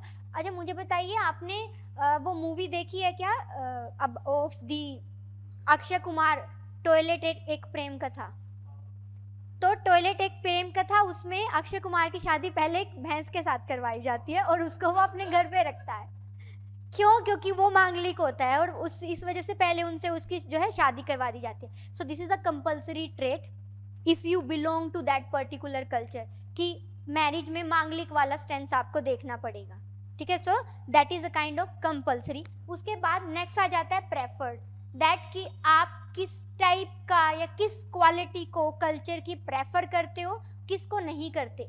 अब कुछ पर्सन प्रेफर करते हैं कि उनको हर काम मुहूर्त देख के करना है, कुछ करते हैं कि नहीं हमें मुहूर्त देख के नहीं करना है, हम खुद से कर सकते हैं, दिन अच्छा है तो हम स्टार्ट कर सकते हैं। कुछ का क्या आपको देखने को मिलेगा, आपको ऐसे अलग अलग चीजें पता चलेंगी। इन अ मंथ 2 पोर्शन होते हैं, एक शुक्ल पक्ष बोला जाता है, कृष्ण पक्ष बोला जाता है, आपने सुना होगा, नहीं सुना। सो हमारा आपको ये तो पता होगा कि there is a kind of Purnima. Purnima कब आता है, 15 डेज के फुल मून वाला टाइम पीरियड बोला जाता है। तो फुल मून मीन्स व्हाट, कि जो मून है वो आपको अपना लाइक शेप वो पूरा बनाता चला जाता है, और एक दिन आता है फुल मून पूर्णिमा जिस दिन वो आपको कंप्लीट दिखता है, ठीक है। एंड फिर उसी तरीके से फिर वो कम होता चला जाता है, और फिर एक टाइम आता है जिसको अमावस्या बोला जाता है, ये तो आपको पता होगा। सो वही जो आपका पूर्णिमा के बाद वाला टाइम पीरियड होता है उसको बोलते हैं शुक्ल पक्ष, आई थिंक शुक्ल पक्ष ही बोला जाता है ना, हाँ। सो एंड नेक्स्ट वाले को बोला जाता है कृष्ण पक्ष, ठीक है। सो ये 15 तो ये बोला जाता है कि जो पूर्णिमा वाला टाइम पीरियड है वो शुभ है काम करने के लिए, और जो अमावस वाला टाइम पीरियड है दैट इज नॉट शुभ। So it is a kind of preferred way. Sometimes some person कोई भी दिन में काम शुरू कर देते हैं, समटाइम्स सम पर्सन रुकते हैं कि हमारे लिए ये दिन होना चाहिए। फॉर एग्जाम्पल अभी एंथ्रो का बैच स्टार्ट हुआ है, मैंने दिन नहीं देखा है कि ये शुक्ल पक्ष का है कि कृष्ण पक्ष का है, स्टार्ट कर दिया है। बट अगर मैं बहुत ज़्यादा, देखो I am also a religious person, but अगर बहुत ज़्यादा होती, प्रेफर्ड वाला होता, नहीं कंपल्सरी वाला होता, तो मैं नहीं वो दिन दिखवा के कि फिर बच्चों के मार्क्स जो हैं वो 300 प्लस आएंगे, तो तब मैं जो है हवन करवा के तब जो है वो स्टार्ट करवाती। So that is a kind of thing related to that कि क्या प्रेफर्ड है कि नहीं है। ठीक है, आई होप समझ में आया होगा। चलिए अब लिखना स्टार्ट करिए आप। Culture is a holistic phenomenon. Holistic phenomenon, holistic का मतलब एक कॉम्प्रिहेंसिव, एक बहुत वाइडर जो है ये फिनोमिना है, which is a integrated system, which is a integrated system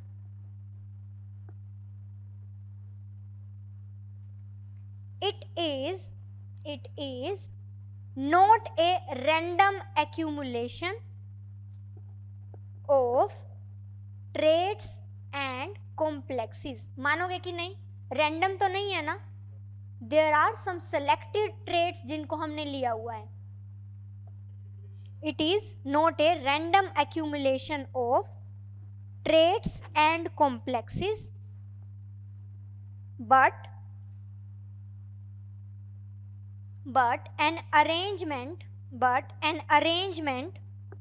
of parts of culture, arrangement of parts of culture।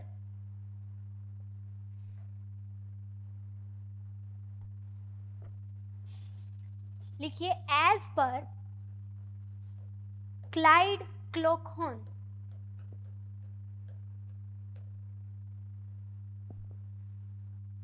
As per Clyde Kluckhohn, और इसी से आप याद करोगे, सी और आई से याद करोगे आप सीपी, और सीपी से फिर आर्ट याद हो जाएगा। ठीक है, Clyde Kluckhohn is a person. लिखिए Clyde Kluckhohn classified the cultural pattern into 5 categories,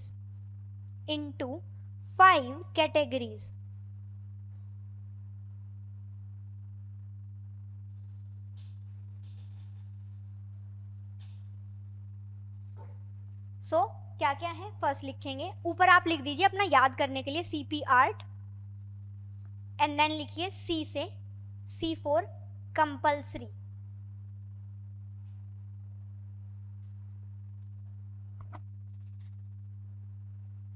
ठीक है, एंड कंपल्सरी लिखकर उसके सामने ऐसे लिख दीजिएगा हाइफन, एंड देन लिखिए culture provides only one choice, culture provides only one choice to individual।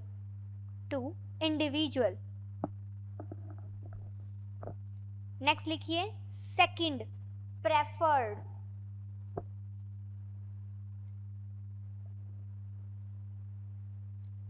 culture provides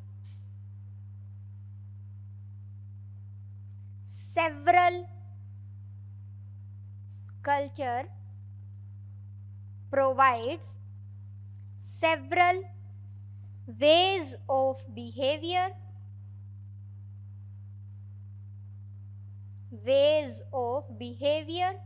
but some are accepted,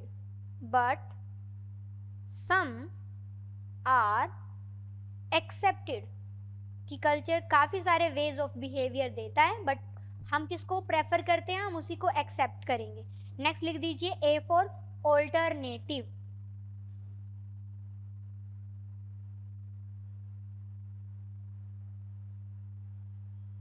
लिखिए culture provides alternates but there is no difference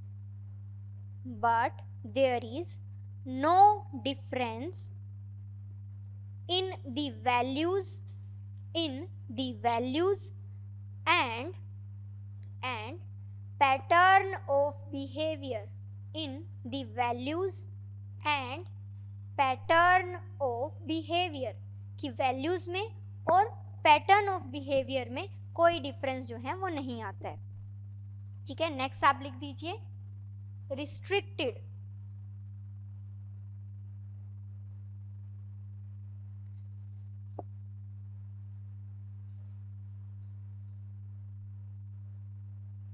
लिखिए certain pattern of culture, certain pattern of culture are not acceptable for everyone, or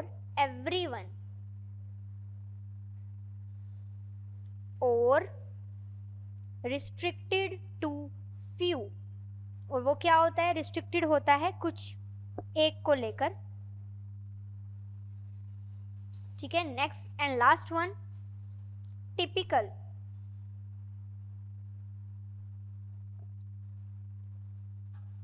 लिखिए when several alternates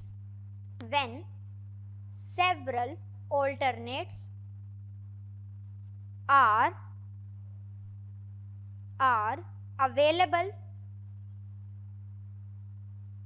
available but some are more expressed, but कुछ क्या होते हैं ज्यादा express होते हैं, इसीलिए those are consider as the typical. I hope आपको क्लियर हो गया हो। एक बार मैं सम अप कर देती हूँ। क्लाइड क्लोकहोन जो है ही इज अ पर्सन जिन्होंने क्या किया है, कल्चर के पैटर्न को शो किया है। अब आपको क्या करना होगा, आपका जो मैंने बोला था कि 1 पेज आप लास्ट में छोड़ेंगे, तो जब पूरी यूनिट कंप्लीट हो जाएगी तो उस 1 पेज पे आप ये भी लिखोगे कि इस यूनिट में क्रोएबर का नेम आया है, पहले याद करिए आया है कि नहीं। ठीक है, एंड क्लाइड क्लोकहोन का नेम आया है, उससे पहले हमने राल्फ लिंटन का डेफिनेशन किया था, उनका नेम आया है। ऐसे करके आपको के लिए इजी हो जाएगा नेम को याद करना। अब वो आपकी प्रेफरेंस होती है कि आप नेम शो करना चाहते हो कि नहीं। वाई? क्योंकि बहुत ज़्यादा नेम भी नहीं शो करने होते, बट आपको ये पता होना चाहिए कि इस रिलेटेड चैप्टर से रिलेटेड ये कोई एक पर्सन था जिसने कुछ बोला होगा।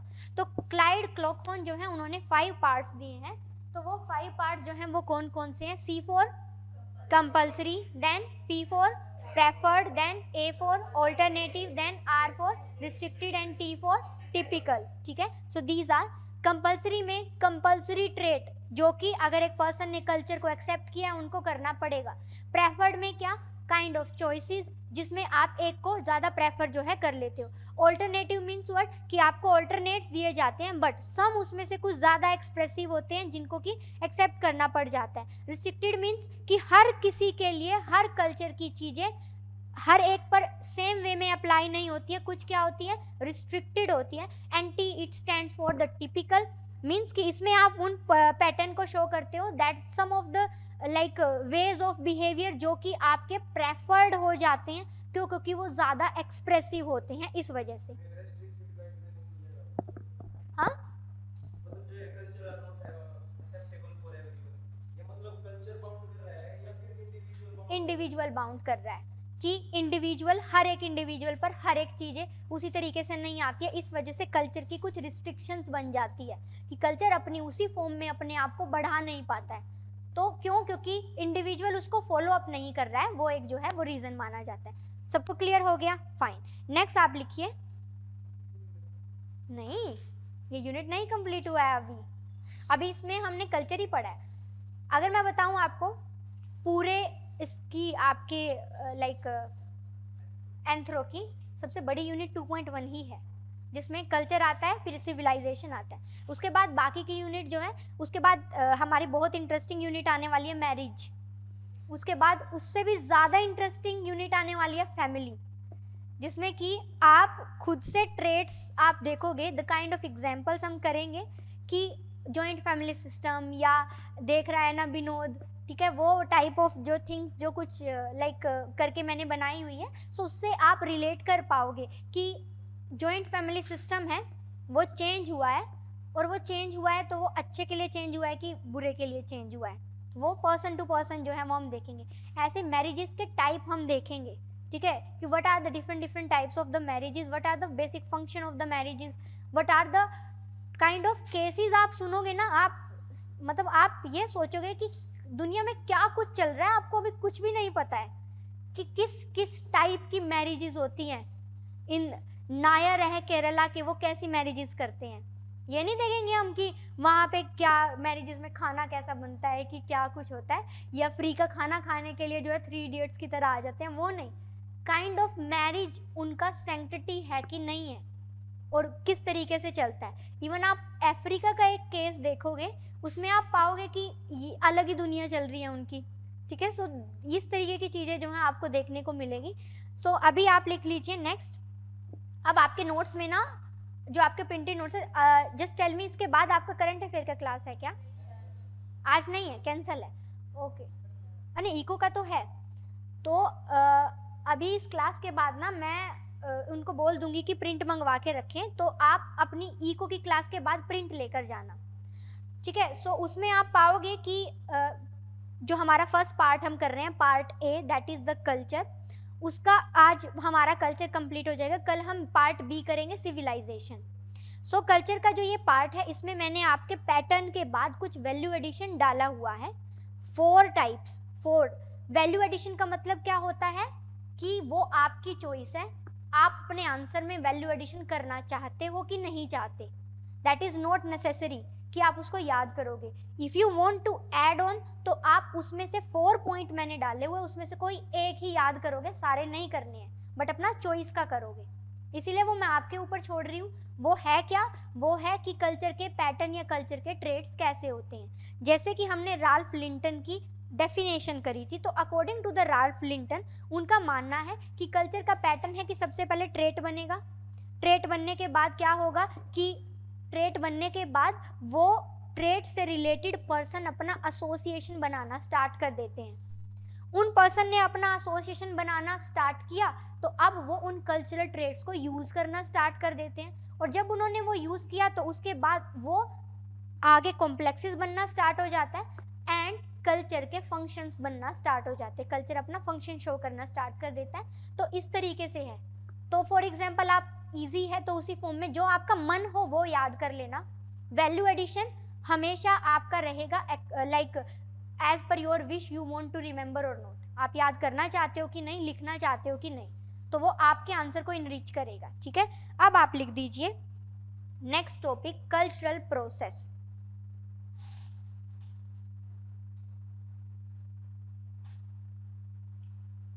And this is going to be the last topic related to this.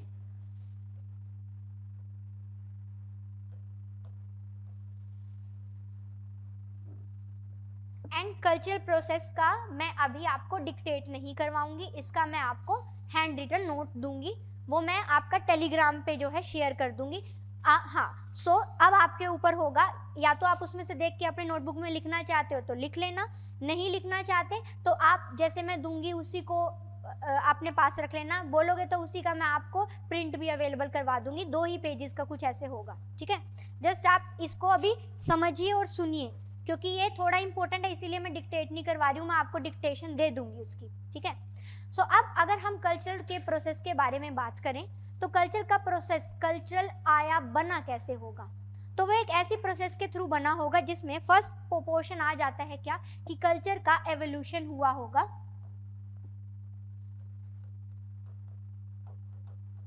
सिर्फ यही कल्चर खत्म नहीं होता है, कल्चर का डिफ्यूजन होता है। डिफ्यूजन मीन्स कि कल्चर एक जगह से दूसरे जगह पर आता है, डिफ्यूज होता है, फॉर्म बनती है, तो ये सब जो है कल्चर से रिलेटेड है। कल्चर के इवोल्यूशन में अगर हम बात करें तो इट इज नथिंग बट कि कल्चर इवॉल्व हुआ है, पेरेंट्स से ऑफस्प्रिंग में जीन जाते हैं, बट कल्चर किस तरीके से होता है, ऑफस्प्रिंग में, ऑफस्प्रिंग का मतलब होता है चाइल्ड। सो ऑफस्प्रिंग में कल्चर कहाँ कहाँ से आता है, उसको उसके पेरेंट्स से मिलता है, फर्स्ट स्कूल वही बोला जाता है, मिलेगा ही। उसको उसके किन से मिलता है, किन मीन्स उसकी पूरी फैमिली और रिलेटिव्स के ग्रुप को उसको किन बोला जाता है। उसको अपने नॉन किन से मिलता है, फॉर एग्जाम्पल आपके नेबर आपके रिलेटिव नहीं है बट उनसे उसको कल्चर प्रैक्टिसेस मिल रही है। जैसे उसको अपनी सोसाइटी से मिलता है, उसको अपना पीयर ग्रुप जो उसके साथ वाले होते हैं, फ्रेंड्स जो हैं उसके कलीग्स या बाकी सब चीज़ें, तो थ्रू आउट द प्रोसेस आपको ये सब चीज़ें जो हैं वो मिलती रहती है।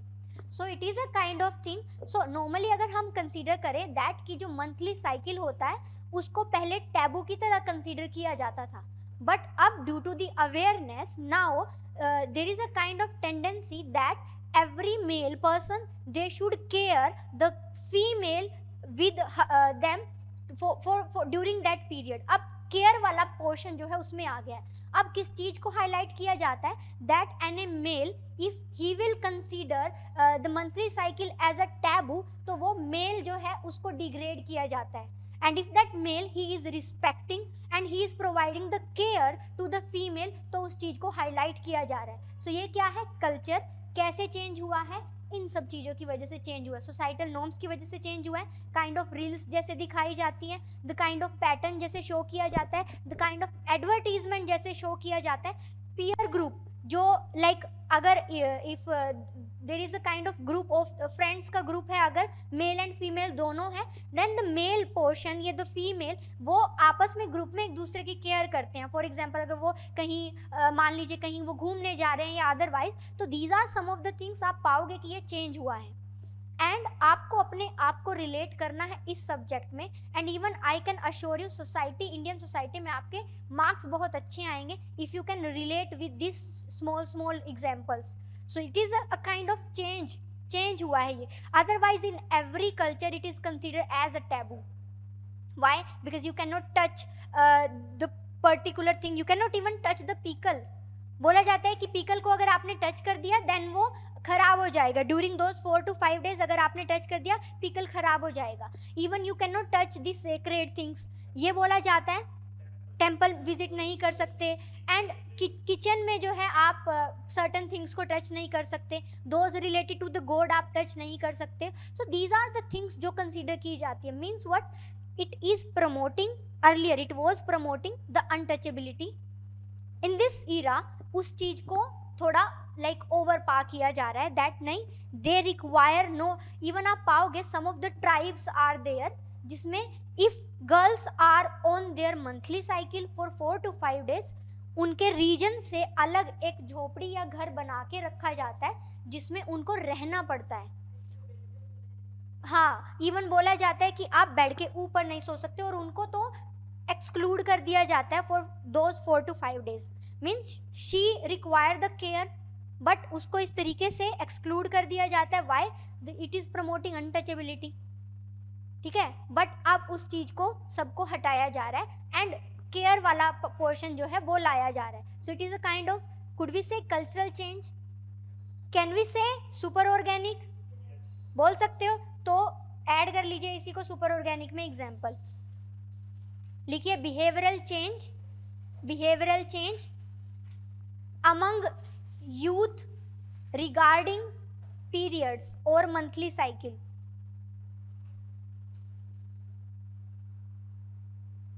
behavioral change among youth regarding periods or monthly cycle। Culture change हुआ है, उसने चेंज किया है, but among youth regarding periods और मंथली साइकिल, कल्चर चेंज हुआ है बट अच्छे के लिए हुआ है कि नहीं, है ना। So that is a kind, so as we can see cultural evolution में there are parents to offspring and human culture. ये जब मैं शेयर करूंगी ये साथ ही शेयर कर दूंगी, ये भी आप जो है अपना बना लेना ह्यूमन इवोल्यूशन में और उसको लिख लेना, ठीक है। उसके बाद नेक्स्ट आपका आता है क्या कि एक बार आपका जो है लाइक ओरिजिन हो गया है, उसके बाद उसका क्या होता है, उसका होता है डिफ्यूजन। अब डिफ्यूजन किस सेंस में, मैकडी तो आप सब गए ही होंगे, हाँ जी सभी गए होंगे, ठीक है। अब आप में से नॉन वेज कौन कौन है, ठीक है, ओनली यू, ठीक है। But how many of you would accept beef, अगर नॉन वेजिटेरियन भी हो तो बीफ कौन एक्सेप्ट करेगा, बीफ काऊ का जो मीट होता है वो एक्सेप्ट करोगे हो, नहीं, मीन्स व्हाट दैट इंडिया में if there are non-vegetarian, if they belong to the Hindu culture, just tell me, India में मेजोरिटी कौन है? हिंदूज, ठीक है? Even if there are Sikh as well, they won't even eat the beef, नहीं खाते हैं. So in the Hindu culture और in the India, अगर मैकडी को या KFC को अपने आप को सेटअप करना है तो उनको इंडियन हैबिट्स, ईटिंग हैबिट्स के अकॉर्डिंग अपने आप को चेंज करना पड़ेगा. यस और नो?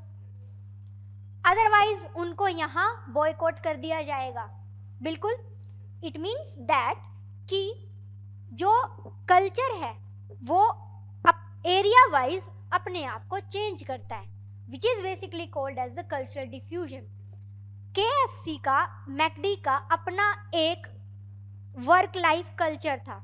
उनका एक अपना एम्प्लॉइज, अपना वर्क लाइफ बेस्ड कल्चर होता है जिसको हम बोलते हैं वर्क लाइफ बैलेंस करना, या वैसे उनका अपना जो ऑर्गेनाइजेशनल कल्चर था, दैट कि वो जो जो मैकडी की बेसिकली बोला जाता है कि वो बीफ, क्योंकि वहाँ फॉरेनर जो है वो बीफ खाते हैं. इवन आप पाओगे ऋषि सुनक जो है ना, ऋषि सुनक जो कि ब्रिटेन के प्राइम मिनिस्टर हैं, वो ब्रिटेन में रहकर भी बीफ नहीं खाते हैं. वहाँ ब्रिटेन में या आप कहीं जाओगे ना अमेरिका में, हर एक प्रोडक्ट में आपको बीफ जो है वो देखने को मिलेगा ही मिलेगा. बट वो हिंदू कल्चर या इंडियन कल्चर में एक्सेप्ट नहीं किया जाता. तो अगर उन्हें मैकडी यहाँ सेटअप करना है तो उन्हें रिफॉर्म करने पड़ेंगे अपने ऑर्गेनाइजेशन कल्चर में, तभी वो यहाँ डिफ्यूज हो सकता है, अदरवाइज नहीं हो सकता. That is basically the cultural diffusion, कि इवॉल्व तो हो गया है बट डिफ्यूज कैसे होगा? As per the need of the individuals, as per the need of the society. So उसके अकॉर्डिंग जो है वो डिफ्यूज होता है. अब ये जो डिफ्यूजन है ये क्या होता है? ये 3 तरीके से हो सकता है. मैं शेयर कर दूंगी, आप एक बार आराम से पढ़ लेंगे, ठीक है? सो हम अभी बेसिकली कर क्या रहे हैं? कल्चर इवोल्यूशन हम समझ चुके हैं. इवोल्व होता है, किसकी वजह से होता है?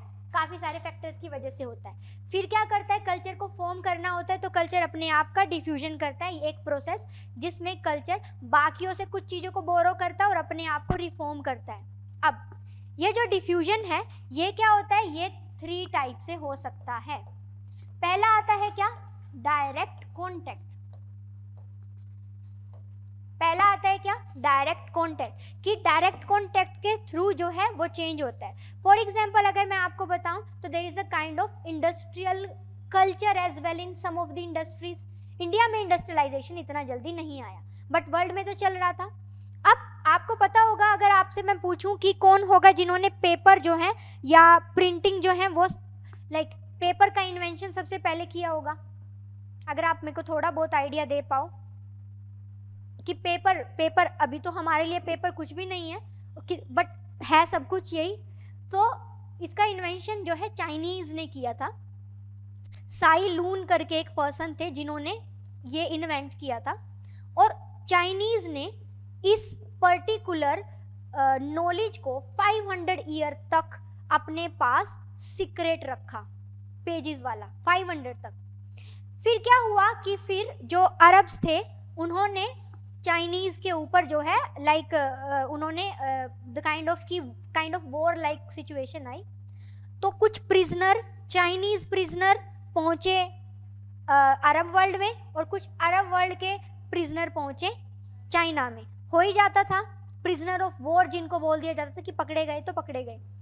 फिर उन्होंने उन प्रिजनर ऑफ वॉर को बहुत ज़्यादा टॉर्चर किया तब तक जब तक कि उन्होंने उन्हें पेपर की नॉलेज नहीं बता दी.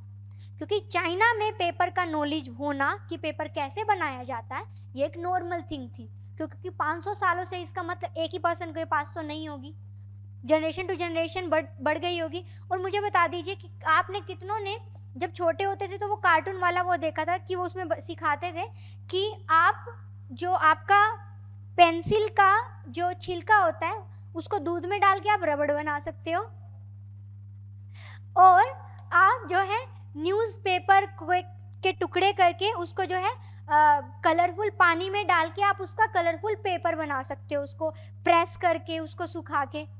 ऐसे कुछ गेम्स, ऐसे कुछ टीवी पे आते थे ना शोज कि आप जो है DIY जो है ऐसे कुछ करिए.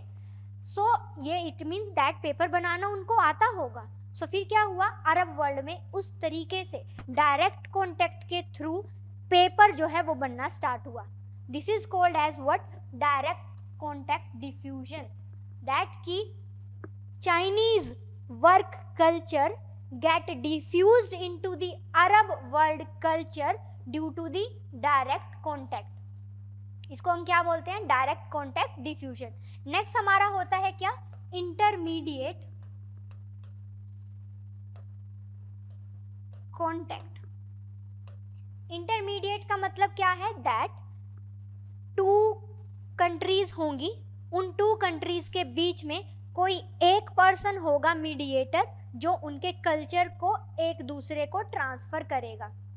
Just tell me, there were so many travellers जो क्या करते थे, यही काम करते थे कि एक जगह से वो कल्चर देख कर लाए हैं तो वहाँ वो राइटिंग्स में लिख लेते थे या ऐसा कुछ कर लेते, एंड नेक्स्ट वो दूसरे जगह पर जो है उसको ट्रांसफर कर दिया करते थे. So the basic thing is that कि there is a kind of कुछ ये आपको मैं बता देती हूँ. हाँ जी, so the basic thing is regarding that कि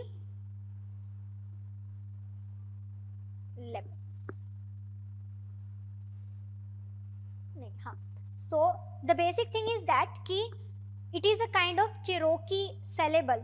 ठीक है, जस्ट टेल मी, हमारा ABCD वगैरह होता है ना, अब सबसे पहले हमें वही सिखाया जाता है, फिर उसके बाद हमें वर्ड जोड़कर बोलना सिखाया जाता है.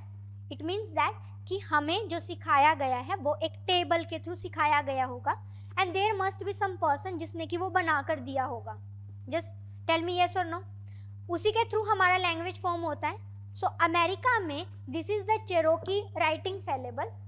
अब क्या हुआ था दैट कि जो अमेरिकन पर्सन थे उनके पास ऐसा कोई सेलेबल नहीं था, दैट कि उन्होंने क्या किया, वो इंस्पायर हुए, तो इंस्पायर होके उन्होंने अपना बनाना स्टार्ट किया. सो इट मीन्स व्हाट, दैट कि ड्यू टू द कल्चर, अब वो एजुकेशनल कल्चर कहीं और से इंस्पायर हुए, एंड देन वहाँ से इंस्पायर होके उन्होंने अपना जो है चेरोकी सेलेबल बनाना स्टार्ट कर दिया. सो इसके बेसिस पे हम बोल सकते हैं दैट कि जो कल्चर है वो पर्सन टू पर्सन ट्रांसफ़र करता है, कंट्री टू कंट्री ट्रांसफ़र करता है. अगर वो डायरेक्ट कॉन्टैक्ट से हो रहा है, that could be the direct contact diffusion. अगर वो इंटरमीडिएट के थ्रू हो रहा है तो that could be called as the intermediation. उसको हम इंटरमीडिएशन बोल सकते हैं. आई होप आपको क्लियर हो गया होगा. So this is basically called as what, the cultural diffusion. उसके बाद नेक्स्ट पॉइंट हमारा आता है अकल्चरेशन. अकल्चरेशन का मतलब क्या होता है कि कल्चर कैसे जो है वो बनते हैं. There is A group, there is B group. Suppose करिए, चलिए यहाँ नहीं, अच्छा नहीं, इसका बेसिकली क्या था, एक डायरेक्ट, एक इनडायरेक्ट, एक स्टिमुलस, कि आप बहुत ज़्यादा, आप में बहुत ज़्यादा क्यूरोसिटी आ जाती है, and due to that curiosity आप जो है डिफ्यूज करते हो, जानने की कोशिश करते हो, दैट इज. ठीक है, फर्स्ट आपका कल्चरल इवोल्यूशन हो चुका है, सेकंड आपका डिफ्यूजन हो चुका है. अब आपका आता है यहाँ पे third part, which is acculturation. Acculturation क्या होता है, there is a major culture, there is a minor culture. ठीक है, there is a major culture, there is a minor culture. ये दोनों कॉन्टेक्ट में आते हैं. अगर ये दोनों कॉन्टेक्ट में आए तो जस्ट टेल मी, एक्सचेंज होगा कि नहीं. Exchange of trades, exchange of complexes, सारी कैरेक्टरिस्टिक्स का एक्सचेंज होगा. उस केस में किसके ऊपर ज्यादा इफेक्ट होगा, बी के ऊपर ज्यादा इफेक्ट होगा, ए के ऊपर कम होगा. बट क्या ए बच जाएगा, उसके ऊपर भी इफेक्ट तो होगा. सो अकल्चरेशन का मतलब क्या होता है, अकल्चरेशन का मतलब होता है kind of exchange of cultural traits where one culture is affected less but other culture is affected more, that is acculturation.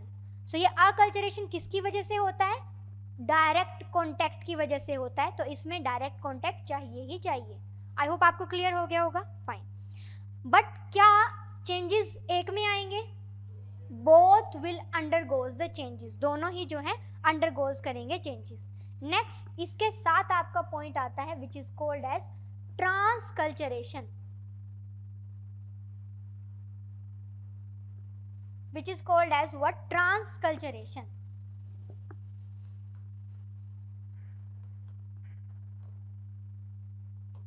एक बार मैं सम अप भी कर दूंगी आपको, कोई like these are the small small terms. For example ये total form में ही आएगा, कल्चर का प्रोसेस क्या अलग अलग जो है ये नहीं आएगा। सो बेसिकली ट्रांसकल्चरेशन क्या होता है? ट्रांसकल्चरेशन का मतलब है there is transfer of cultural traits. इस केस में दोनों ही कल्चर मेजर होते हैं या तो दोनों ही कल्चर माइनर होते हैं और उनमें ट्रांसफर होता है कुछ कल्चरल ट्रेट्स का। तो यहाँ पर कोई मेजर और माइनर वाला जो है वो सीन नहीं आता है। आई होप क्लियर हो गया आपको। नेक्स्ट उसके बाद आता है क्या? इनकल्चरेशन।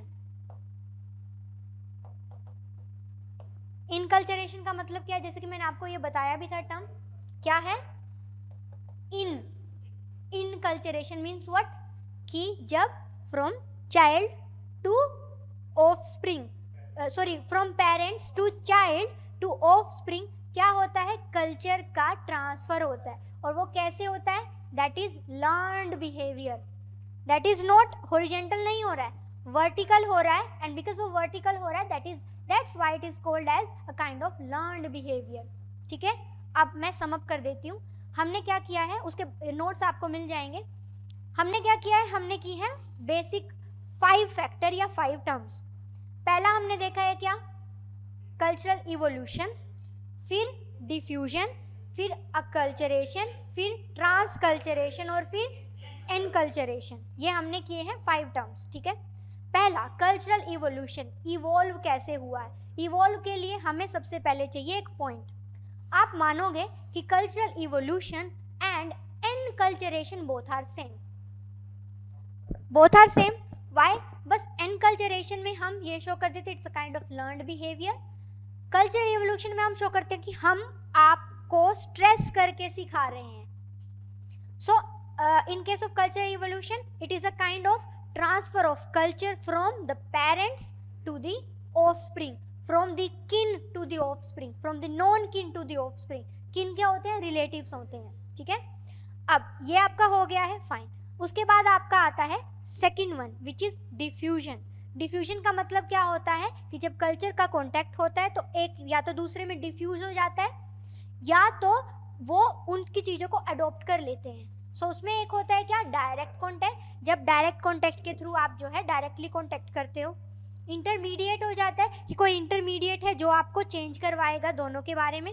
और स्टिमुलस डिफ्यूजन हो जाता है कि आप दूसरे से बहुत ज़्यादा लाइक इंस्पायर हो जाते हो और उस इंस्पिरेशन में आप चीज़ों को जो है अडॉप्ट कर लेते हो। So that is basically called as what? The stimulus diffusion. हो गया है, फाइन। उसके बाद नेक्स्ट टर्म आती है अकल्चरेशन। अकल्चरेशन का मतलब क्या है? इट मीन्स दैट कि क्या हो रहा है? एक्सचेंज हो रहा है but exchange not at the same level. Acculturation में आप ऐसे, अकल्चरेशन को आप कैसे याद रखोगे? आप ये याद रखना ए ग्रेड, इसका मतलब एक को ज़्यादा मिल गया दूसरे को कम मिला है। अकल्चरेशन ए ग्रेड, एक को ज़्यादा मिला दूसरे को कम मिला। तो इसमें क्या होगा? One is going to be major, another one is minor. Change दोनों में आएगा बट मेजर वाले में कम चेंज आएगा, माइनर वाले में ज़्यादा चेंज आएगा। That is acculturation. उसके बाद नेक्स्ट आता है transculturation. Transculturation means what? A kind of exchange. तो उसमें क्या होता है कि दोनों में ही कल्चर अंडरगोज चेंजेस एंड दोनों ही ऑफ द सेम लेवल। दोनों ही क्या होते हैं? दोनों ही सेम लेवल के होते हैं। उसके बाद क्या आ जाता है? उसके बाद आ जाता है आपका एनकल्चरेशन। एनकल्चरेशन में आपका क्या आता है? उसमें आपका अगर हम ये वाला पॉइंट आ जाएगा, this one, enculturation is from the parents to the offspring. अब डिफरेंस क्या है कल्चर इवोल्यूशन और एनकल्चरेशन के केस में? एनकल्चरेशन के केस में आप डेलिब्रेटली अपने चाइल्ड को सिखा रहे हो। So enculturation would always be positive. Why? क्योंकि आप अपने बच्चे को अच्छी चीज़ें सिखाओगे। बट कल्चरल इवोल्यूशन में the child can learn the things from the neighbour, can learn the things from the peer group, और आप सबको पता है पीयर ग्रुप सुधारता है कि बिगाड़ता है? दोनों ही करता है, दोनों ही करता है। बट पेरेंट्स के लिए नहीं, पेरेंट्स की तरफ से पीयर ग्रुप क्या होता है? बिगाड़ता है, ठीक है। सो वो बिगाड़ता है। So this is related to this. और इसी के साथ आपका ये यूनिट 2.1 का पार्ट ए कंप्लीट हो जाता है। पार्ट बी बचता है आपका सिविलाइजेशन, वो कल हो जाएगा। आई होप आपको ये समझ में आया होगा बेटर तरीके से। पर डे बेसिस पर आप जितना रिवाइज करेंगे, जितना आप अपने चीज़ों से रिलेट करोगे, उतना आपके लिए जो है अच्छा रहेगा, ईजी रहेगा। अब एक आदत आपको क्या बन जाएगी, धीरे धीरे आप पढ़ोगे ना, धीरे धीरे आपको ना आते जाते सोसाइटी में देखने की आदत पड़ जाएगी कि क्या किस तरीके से हो रहा है। मतलब आप हर चीज़ों में आप देखने की कोशिश करोगे कि यहाँ पे इनका क्या चेंज हुआ है या कैसे इन्होंने चेंज किया है, वो सब चीज़ें। उससे आपका विजन जो है वो वाइडन होता चला जाएगा, ठीक है। Okay, thank you so much for today. बाकी फिर हम मिलते हैं कल इसी टाइम पे।